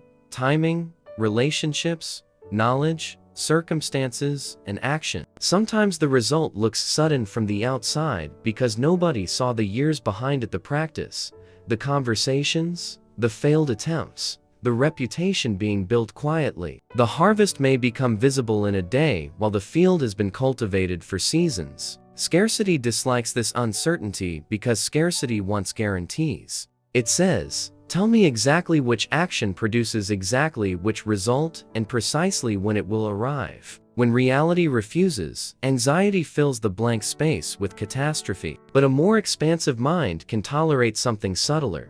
I can prepare without knowing which preparation will eventually become valuable. I can move toward opportunity without pretending I control every variable. I can leave room for surprise without building my financial life around fantasy. Imagine a constellation above you. Thousands of points of light appear scattered across a black sky. At first, they seem unrelated. Then thin golden lines begin connecting certain stars. One represents something you learned. Another represents someone you met. Another is a project that initially failed. Another is an idea you almost abandoned. From the ground, these events seemed separate. From a wider perspective, some may eventually intersect in ways you cannot currently foresee. This is why I refuse to declare every delay meaningless. Some delays are simply frustrating. Some doors close because they were never going to open. Some projects genuinely fail and should be allowed to end. Yet occasionally a disappointment redirects attention towards something stronger. The wisdom is not in pretending every setback was secretly sent as a blessing. The wisdom is remaining curious enough to ask what information the experience contains before deciding what it means.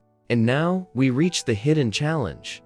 Nonlinear opportunity is useless if your attention is permanently occupied by one predetermined outcome. If you stare at a single locked door, you may not notice someone opening a window behind you. In a moment, I'm going to guide you through a visualization designed around that exact shift from demanding one pathway to observing several. But first, release the need to know where the opening must appear. YESERAYE EFFATA. Let the phrase settle. I loosen my attachment to one route. I do not abandon my intention. I expand my attention. There is a profound difference between those statements. You still have goals. You simply stop ordering reality to fulfill them through one narrow channel. Picture yourself standing inside a circular room containing 12 doors. Do not count them obsessively. Let them surround you. One door represents your current work. Another might represent an undeveloped skill. Another could represent collaboration.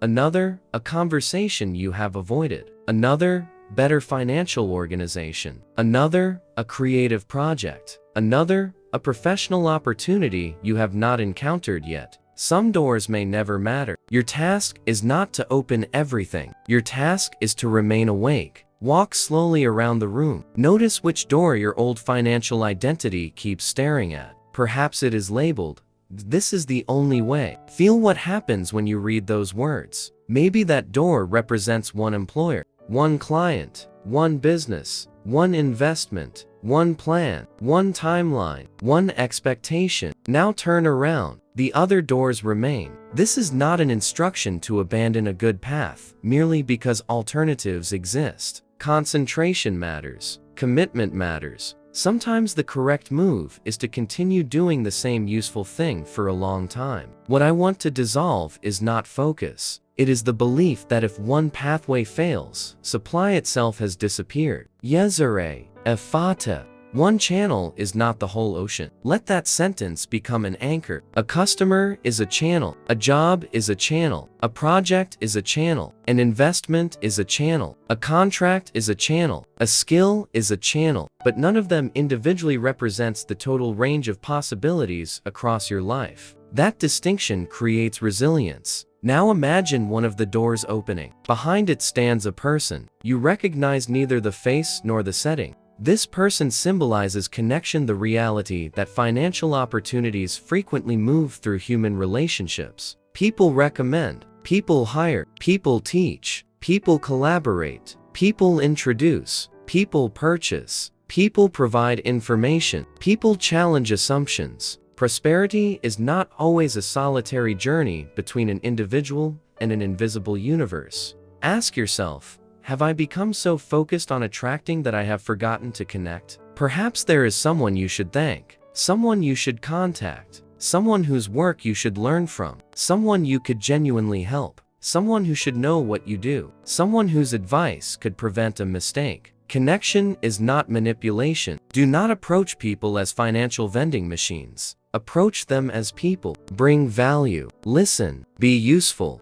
Build trust. A strong network is not a collection of targets. It is a living field of relationships. Now another door opens. Behind it is a workshop. The air smells faintly of wood and metal. Tools hang across the walls. A workbench stands beneath a bright lamp. This room represents capability. Opportunity can knock repeatedly, but if you cannot yet deliver what the opportunity requires, the door may close again. Walk to the workbench. There is one unfinished object sitting there. It represents the skill that would make you more valuable if you developed it consistently. What is it? Communication, sales, leadership, technical knowledge, negotiation, financial literacy, creative ability, professional specialization, organization, something else? Do not choose what sounds impressive. Choose what actually matters. Place your hands on the imaginary workbench. Feel its rough surface. Then say, I'm willing to become more capable before demanding more reward.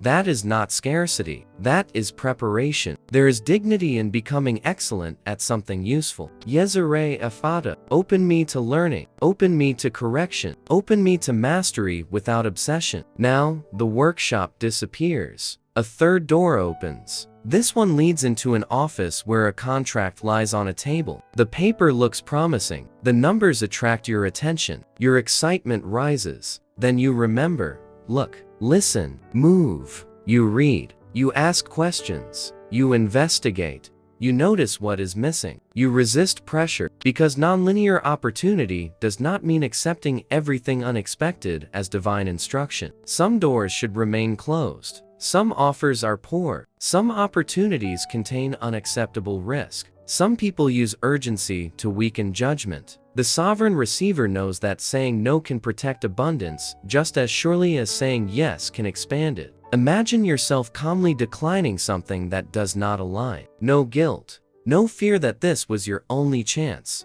No desperate bargaining with the universe. Just clarity. You close the door, and the circular room does not collapse. 11 others remain. Feel that. This is abundance consciousness without fantasy. There can be another possibility, not guaranteed. Possible. That single word creates enough space to continue. Now, fourth door opens unexpectedly behind you. You almost miss it. This one is different. There is no contract, no person, no workshop, only a simple notebook resting on a chair. You open it. Inside is an idea, not a fully developed business plan, not a guarantee, just an idea you once dismissed because it seemed too small. Perhaps the idea is valuable, perhaps it is not, but this time, you do not kill it immediately. You investigate. You ask, who would this help? What problem would it solve? What would it cost to test? What would I need to learn? Can I begin small? What evidence would tell me to continue? What evidence would tell me to stop? This is how imagination and logic become allies rather than enemies. Logic does not have to destroy possibility. It can help test possibility. And imagination does not have to reject reality. It can help you perceive possibilities reality has not yet confirmed. The partnership matters. This is the quantum mindset. I am willing to stand behind, not the misuse of physics to promise financial miracles, but the disciplined willingness to question rigid assumptions about what your future must look like. You are not a particle waiting for the correct vibration to deposit cash into your life. You are a human being capable of learning, adapting, imagining, relating, creating, evaluating, and choosing. That is already extraordinary enough. Now return to the constellation. One star brightens. It represents the action you took yesterday. Another represents the skill you are developing. Another represents someone who knows your work. Another represents a mistake that taught you something expensive but valuable. Another represents an opportunity not yet visible. Golden lines begin appearing. You cannot predict the final picture. That is the point. YESERAYE EFFATA. I prepare without demanding certainty. I connect without manipulating.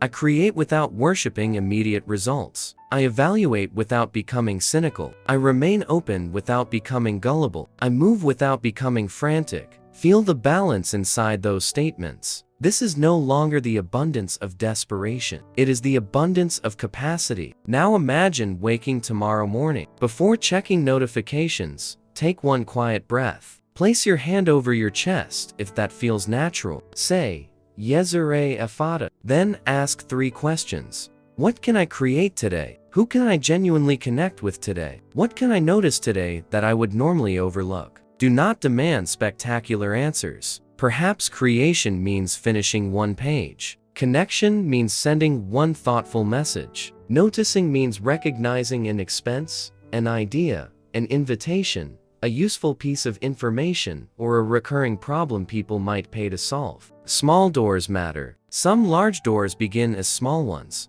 And this leads us to the secret that has been quietly following us since the beginning. When people hear infinite supply, they often imagine an infinite amount of one thing, usually cash. But what if supply is wider than currency? What if an idea is supply? What if knowledge is supply? What if time reclaimed from distraction is supply? What if courage is supply? What if a trustworthy relationship is supply? What if healthful boundaries are supply? What if the ability to say no is supply? What if your capacity to learn is supply? Financial resources matter. I will never pretend otherwise. But currency is only one form of resource moving through a life. Once you understand that, the landscape becomes larger. You stop asking only, where is the money? And begin asking, what resources are already within reach that could help create greater value? That question changes the room. Look around your imaginary circular chamber again. The doors are gone. The walls themselves begin dissolving. Beyond them is an immense horizon. No confinement. No predetermined route. No promise that every direction will succeed. Just possibility meeting responsibility. The infinite ocean appears again. Its surface stretches farther than your eyes can follow. You hear the slow movement of waves. You feel salt in the air. You see morning light turning the water into liquid gold. And for the first time, you understand why I brought you here. You were never supposed to drink the entire ocean. You were supposed to stop believing that the cup in your hand was the whole supply. YESERAYE EFFATA. Let your hands open. I honor what I have. I develop what I can become. I recognize resources beyond the obvious. I welcome legitimate financial expansion. I remain patient with what is still growing. I remain awake to what I did not predict. The ocean continues moving. No wave asks whether the previous wave succeeded before it reaches the shore. It comes. It recedes. Another follows. Opportunity can behave this way too. One conversation ends. Another begins. One project fails. Knowledge remains. One plan changes. Capacity remains. One door closes.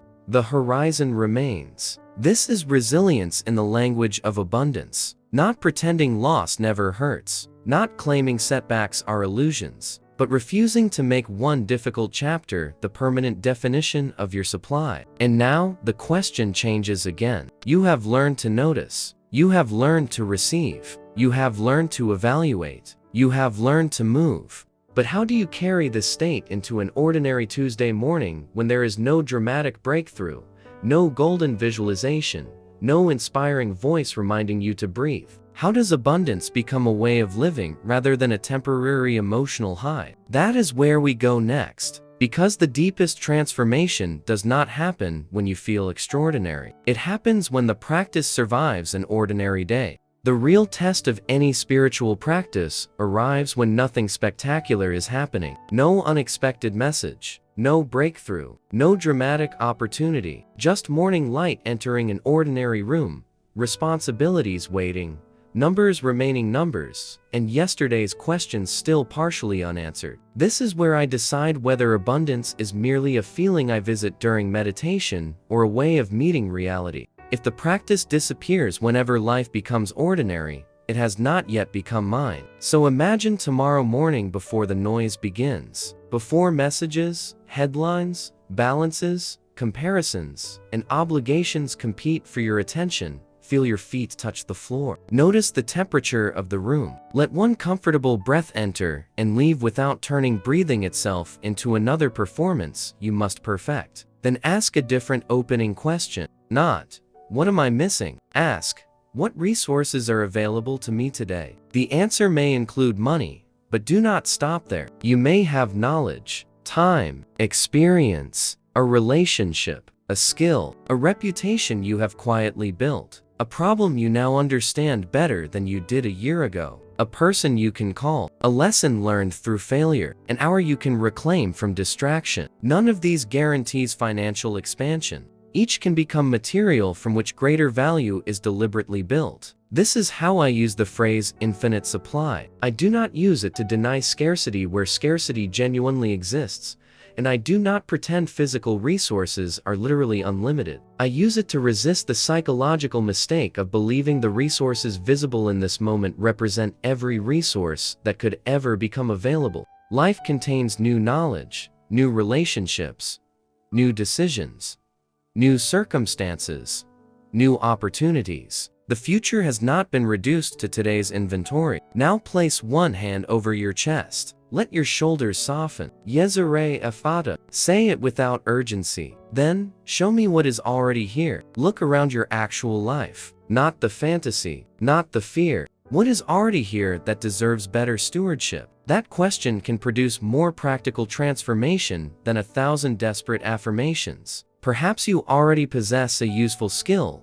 but have not developed how you communicate its value. Perhaps you have income but no clear system for directing it. Perhaps you have time but surrender it to distraction. Perhaps you have contacts but only reach out when you need something. Perhaps you have an unfinished project sitting quietly on a computer while you search endlessly for a new idea. Sometimes the first form of overflow is not receiving more. It is wasting less of what already flows. And here is the bridge I want you to carry. If abundance becomes a daily identity, there must be a rhythm that survives both good days and disappointing ones. We are about to create that rhythm, not a ritual that promises wealth, but one that repeatedly reconnects spiritual intention with grounded action. Morning will become the opening of the hand. Evening will become the examination of how you used what passed through it. Begin with morning. Imagine waking and remaining still for a few seconds. Do not reach immediately for evidence of whether life has improved.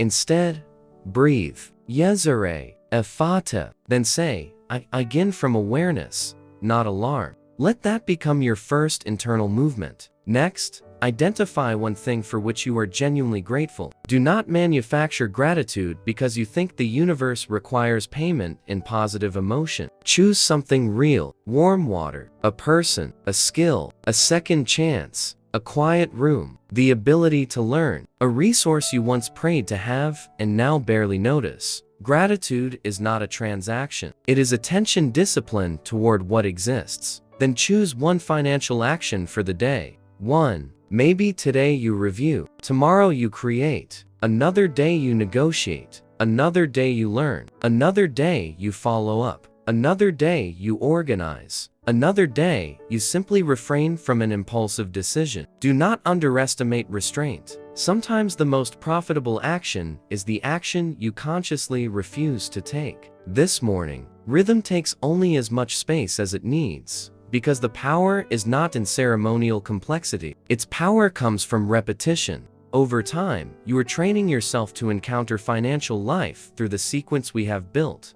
Notice, regulate, evaluate, act. The chant becomes the threshold between automatic reaction and deliberate response. YESERAYE EFFATA. Not a spell, a reminder. Open my attention. Open my willingness to learn. Open my eyes to unnecessary leakage. Open my courage to ask. Open my patience to wait. Open my discernment to decline. Open my hands to receive what is legitimate. Now imagine moving through the day. An unexpected expense appears. The old scarcity voice wakes immediately. Here we go again. Before the story grows, stop. Look at the actual amount. Look at what actually happened. Separate the event from the prophecy. An expense can be frustrating without becoming evidence that prosperity has abandoned you. Breathe. Then ask, what response does this situation require? That question returns power to the present. Later, perhaps an opportunity appears. The old opposite reaction emerges. This must be the breakthrough. Again, pause. Do not make good news carry the entire weight of your future. Examine it. Ask questions. Allow yourself to feel excitement without surrendering judgment. The same practice protects you from both catastrophizing and impulsive optimism. That balance is wealth consciousness with maturity. At midday, imagine checking in with yourself for 30 seconds. Not your bank account, your state. Are you operating from urgency, comparison, resentment, fear, clarity, purpose? You do not need to become perfectly calm before continuing. Human beings fluctuate. The goal is not permanent serenity. The goal is noticing when a temporary state is about to make a lasting decision for you. YESERAYE EFFATA. One breath, one pause, then continue. Now evening arrives. The light outside becomes softer. The day begins releasing its grip. This is where I want you to practice the second half of the rhythm. Not asking, did abundance prove itself to me today? Instead ask, how did I relate to my resources today? Did I use time deliberately? Did I make one meaningful move? Did I notice an opportunity? Did I avoid a poor decision? Did I learn something? Did I honor a boundary? Did I spend intentionally? Did I create value? Some days the answer will be uncomfortable. That is useful too. You are not performing spirituality for an invisible judge. You are developing self-awareness. Imagine opening a small journal. Write 3 short lines in your mind. What flowed in? What flowed out? What did I learn? Flowed in may include income, information, help, an idea, an introduction, encouragement, or clarity. Flowed out may include expenses, time, effort, generosity, attention, or unnecessary energy. What did I learn? Transforms experience into future capacity. This is how the harvest teaches the farmer. Not every season produces equally, but every season contains information. And now, we reach something deeper. If you practice this way for long enough, you may begin noticing signs of change. Be careful here. I am not telling you to interpret every repeating number, unexpected email, or coincidence as proof that wealth is on its way. Look instead for signs that are harder to romanticize and more valuable. You pause before reacting. You ask better questions. You finish more of what matters. You become less vulnerable to financial pressure tactics. You recover more quickly from setbacks. You recognize useful opportunities sooner. You become more comfortable discussing value. You manage what you already have more deliberately. These are signs of recalibration. They may not glitter, but they compound. And this leads directly to the secret behind sustainable overflow.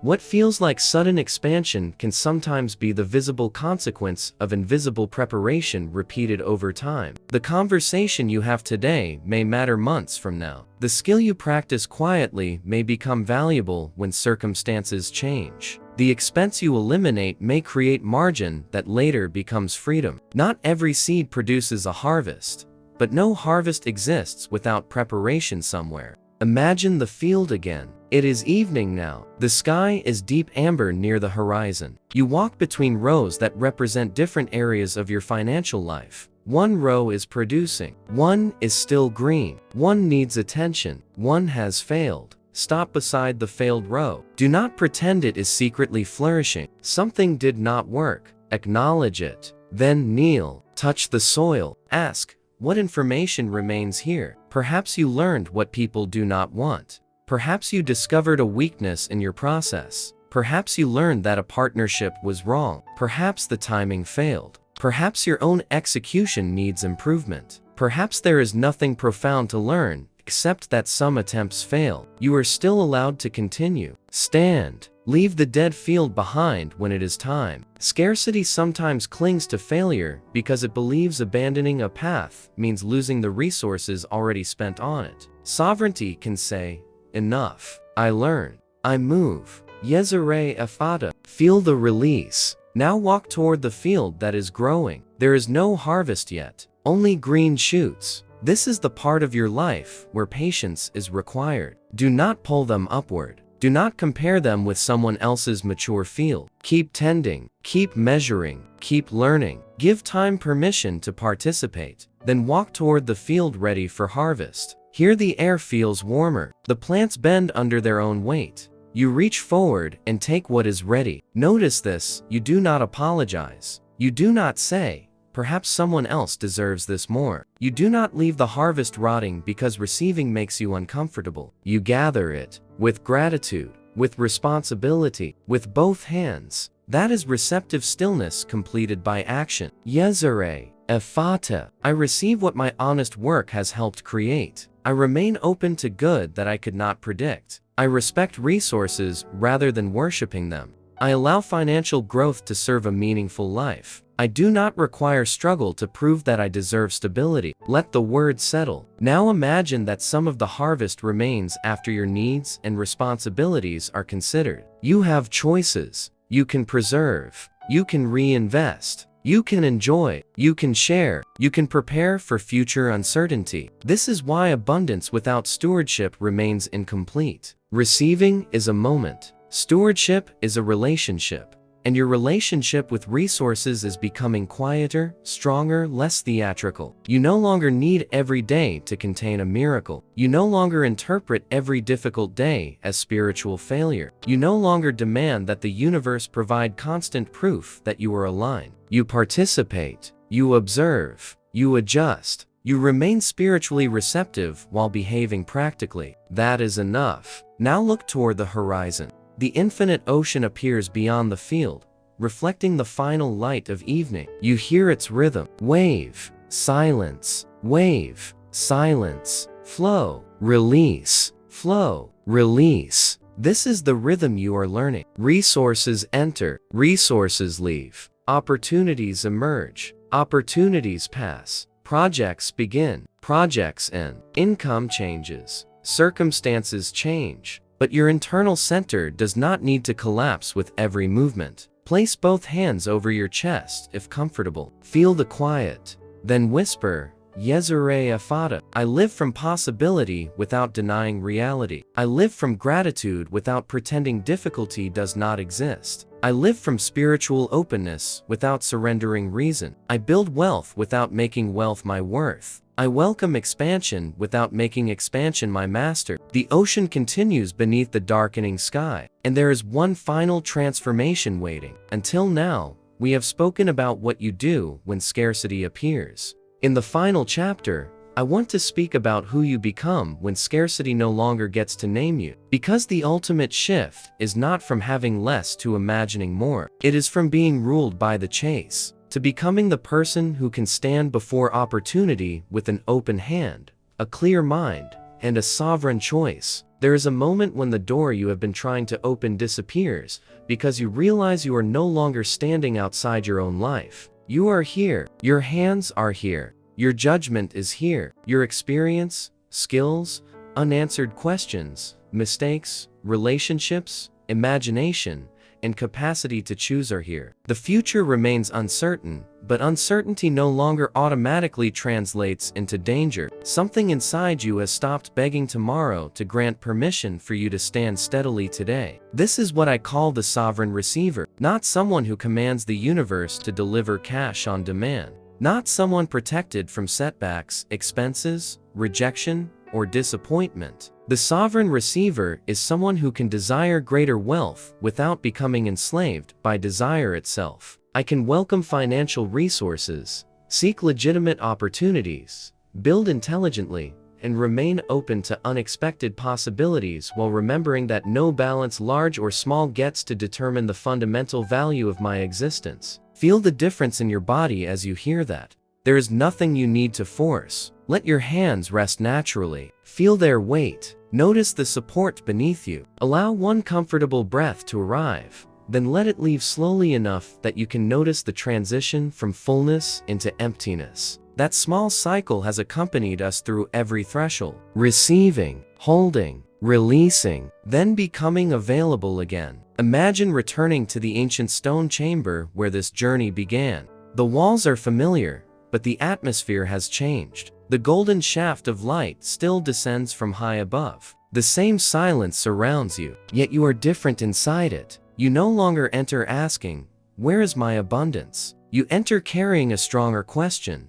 What can I meet differently now? That question belongs to sovereignty, because transformation is not proven by what you visualize while everything is quiet. It becomes visible when the invoice arrives, when somebody says no, when an opportunity excites you, when comparison tries to enter, when an unexpected expense interrupts your plan, when success arrives faster than expected, or when nothing appears to change for a while. Those are the moments when the new blueprint is tested. Not through perfection, through response. YESERAYE EFFATA. Let the words move gently through the chamber. Listen as the final syllable fades. Then say, "I open without abandoning wisdom." That is the essence of everything we have practiced. Open hands, open attention, open imagination, but clear eyes, strong boundaries, patient judgment, a willingness to verify before believing, a willingness to work before expecting, a willingness to receive without apologizing, a willingness to walk away when something does not withstand examination. Now picture a golden scale appearing before you. On one side is receptivity, on the other is discernment. Watch them balance. Neither side dominates. If receptivity exists without discernment, you become vulnerable to every glittering promise. If discernment becomes fear disguised as intelligence, every possibility is rejected before it can be explored. Prosperity requires the courage to remain between these extremes. Open enough to discover, grounded enough to choose. Walk toward the scale. Place one hand beneath each side. Feel its symbolic weight. Then whisper, "I can receive and evaluate. I can desire and discern. I can imagine and investigate. I can trust and verify." This is the sovereign center. And now, we approach the final secret, the one hidden beneath every gate, every mirror, every field, every ocean, every golden threshold we have crossed. You are never being trained to become someone who waits for financial overflow. You are being trained to become someone capable of meeting expansion without losing clarity, meeting uncertainty without surrendering agency, and meeting opportunity without turning possibility into desperation. Close your eyes if it is safe and comfortable. We are going to complete the final visualization. Imagine yourself walking alone along a shoreline before sunrise. The sky is almost black above you, fading gradually into deep blue near the horizon. The air is cool against your face. Beneath your feet, wet sand compresses with every step. You hear nothing except the slow, enormous breathing of the ocean. A wave arrives, then retreats. Another arrives, then retreats. You do not command the waves. You do not chase them back into the sea. You simply walk beside them. This is your new relationship with flow. Some months will expand. Some will require restraint. Some opportunities will arrive unexpectedly. Others will require long preparation. Some decisions will produce results. Others will become lessons. Your sovereignty does not depend on controlling these movements. It depends on how consciously you meet them. Now stop walking. Turn toward the ocean. The first edge of sunlight appears across the horizon, turning a narrow strip of water into molten gold. Let the image become vivid. Feel the wind against your skin. Hear the waves. Feel the cool sand beneath your feet. Then imagine opening both hands toward the horizon. Not asking, not demanding, not bargaining. Simply open. YESERAYE EFFATA. Pause. Again.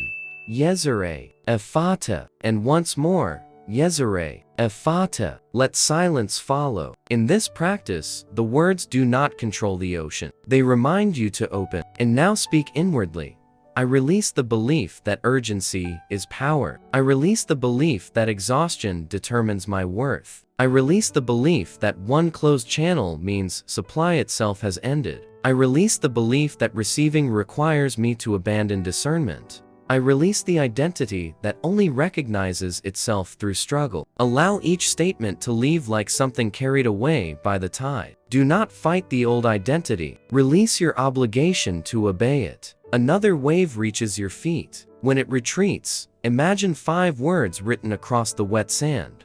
Look, listen, receive, choose, move. These are your new coordinates. Look before fear invents the entire story. Listen before urgency decides. Receive information without immediately assigning meaning. Choose from the clearest state available. Move when movement becomes appropriate. That sequence may appear simple. Its simplicity is its strength. Because when financial pressure arrives, complicated spiritual theories are difficult to remember. But you can remember to pause. You can remember to breathe comfortably. You can remember to look at what is actually happening. You can remember that an emotional reaction is not automatically a prediction. You can remember that the next grounded decision matters more than producing the perfect internal state. Now imagine returning home from the shoreline. Morning has arrived. You enter a quiet room. On the table is your phone. Beside it is a notebook. And beside the notebook rests the golden bowl we encountered earlier. This time, it is not empty. Inside are symbols representing everything you have gathered. A seed,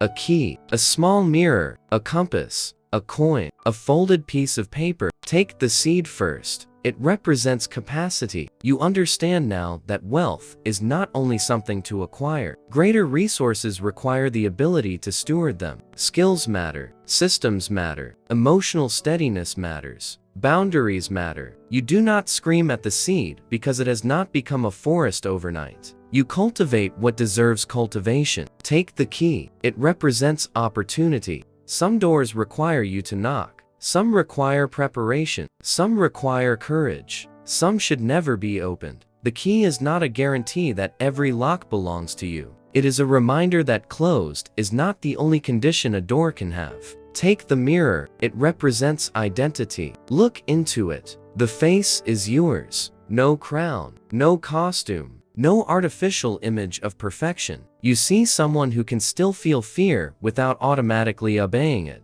Someone who can want more without despising what exists. Someone who can receive good news without immediately searching for disaster behind it. Someone capable of changing. Take the compass. It represents purpose. Wealth without direction can become endless accumulation. So ask again, what do I want greater resources to make possible? Hold the answer privately. Let it be real. Perhaps freedom, perhaps security, perhaps generosity, perhaps family, perhaps creative independence, perhaps experiences, perhaps the ability to choose your time more deliberately. Your answer does not need to impress anyone. It needs to guide you. Now take the coin. It represents material resources themselves. Feel its imaginary weight. Do not demonize it. Do not worship it. Money is useful. It can be earned, spent, saved, invested, shared, wasted, protected, or directed. Treat it with attention, but never ask it to answer questions about your worth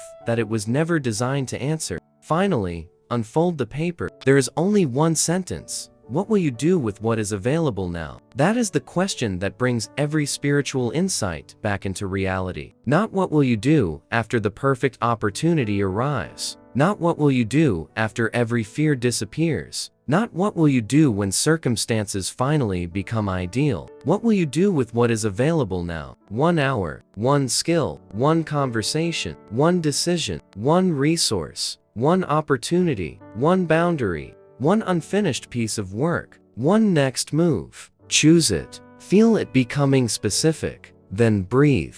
YESERAYE EFFATA, and commit to the action. This is where manifestation becomes participation. This is where visualization becomes behavior. This is where the sacred blueprint leaves the imagination and enters the calendar, the conversation, the work, the decision, the disciplined repetition of ordinary days. Now imagine weeks passing. You continue the morning practice, not perfectly, Some mornings you forget, then you return. You continue asking better questions. You continue observing your reactions. You continue developing capability. You continue protecting yourself from promises that sound too easy to be true. You continue taking thoughtful risks where appropriate. You continue allowing uncertainty to exist without filling every blank space with catastrophe. This is how the new identity becomes familiar, and perhaps something external begins changing. Maybe an opportunity develops. Maybe your work improves. Maybe a relationship creates an introduction. Maybe your finances become more organized. Maybe your ability to recognize value sharpens. Maybe nothing dramatic happens immediately, but you notice that you no longer feel controlled by every financial thought. Do not underestimate that. Freedom can begin internally before circumstances fully reflect it. And when circumstances do expand, you are better prepared to meet them. Imagine receiving that good financial news once more. The message appears. You read it. Your heart responds. Perhaps excitement rises. But this time, you do not collapse into urgency. You place the phone down. You breathe. You smile. Then, look. What actually happened? Listen. What information do I need? Receive. Allow something good to be good. Choose. What response supports my larger purpose? Move. Take the grounded next step. This is the sovereign receiver in action. No frantic chase. No passive waiting. No magical guarantee. No worship of struggle. Open hands. Clear eyes. Deliberate movement. Now return to the shoreline one final time. The sun has risen completely. The dark ocean has become blue and gold. What looked infinite in darkness remains vast in daylight. But now you can see individual waves, distant boats, birds moving above the surface, footprints along the sand. Reality has detail again. This matters, because abundance should never require you to blur reality. It should make you willing to see more of it. The opportunities, the risks, the resources, the responsibilities, the possibilities, the limits, the doors, the exits, all of it. Stand before the ocean. Place your hand over your heart and say, YESERAYE EFFATA. I open to legitimate opportunity. I open to learning. I open to receiving. I open to greater financial capacity. I open to unexpected possibilities that deserve examination. I open to prosperity that does not require me to abandon peace, wisdom, or integrity. I listen. I listen before reacting. I listen when my fear is trying to protect me. I listen when discernment says no. I listen when courage says move. I choose. I choose deliberate action. I choose preparation. I choose stewardship. I choose patience when patience serves me. I choose movement when movement is required. I receive. I receive gratitude without guilt. I receive opportunity without desperation. I receive financial growth without making it my identity. I receive the harvest without forgetting the field. And I remain willing to plant again. The waves continue. You no longer need to chase them. Behind you is the path you have walked. Ahead of you is a future you cannot completely predict. And beneath your feet is the only place from which any real decision has ever been made. Here, now, with what is available. Feel your hands open one final time. Feel your breathing. Feel the ground. YESERAYE EFFATA. The old voice may return someday and whisper, there is not enough. You will not need to fight it. You will know what to do. Look, listen, receive, choose, move. And if you feel this new resonance settling into the way you think about prosperity, declare your readiness in the comments with one simple affirmation. I am open, grounded, and ready to build. Then leave the words behind. Take the action you already know is waiting.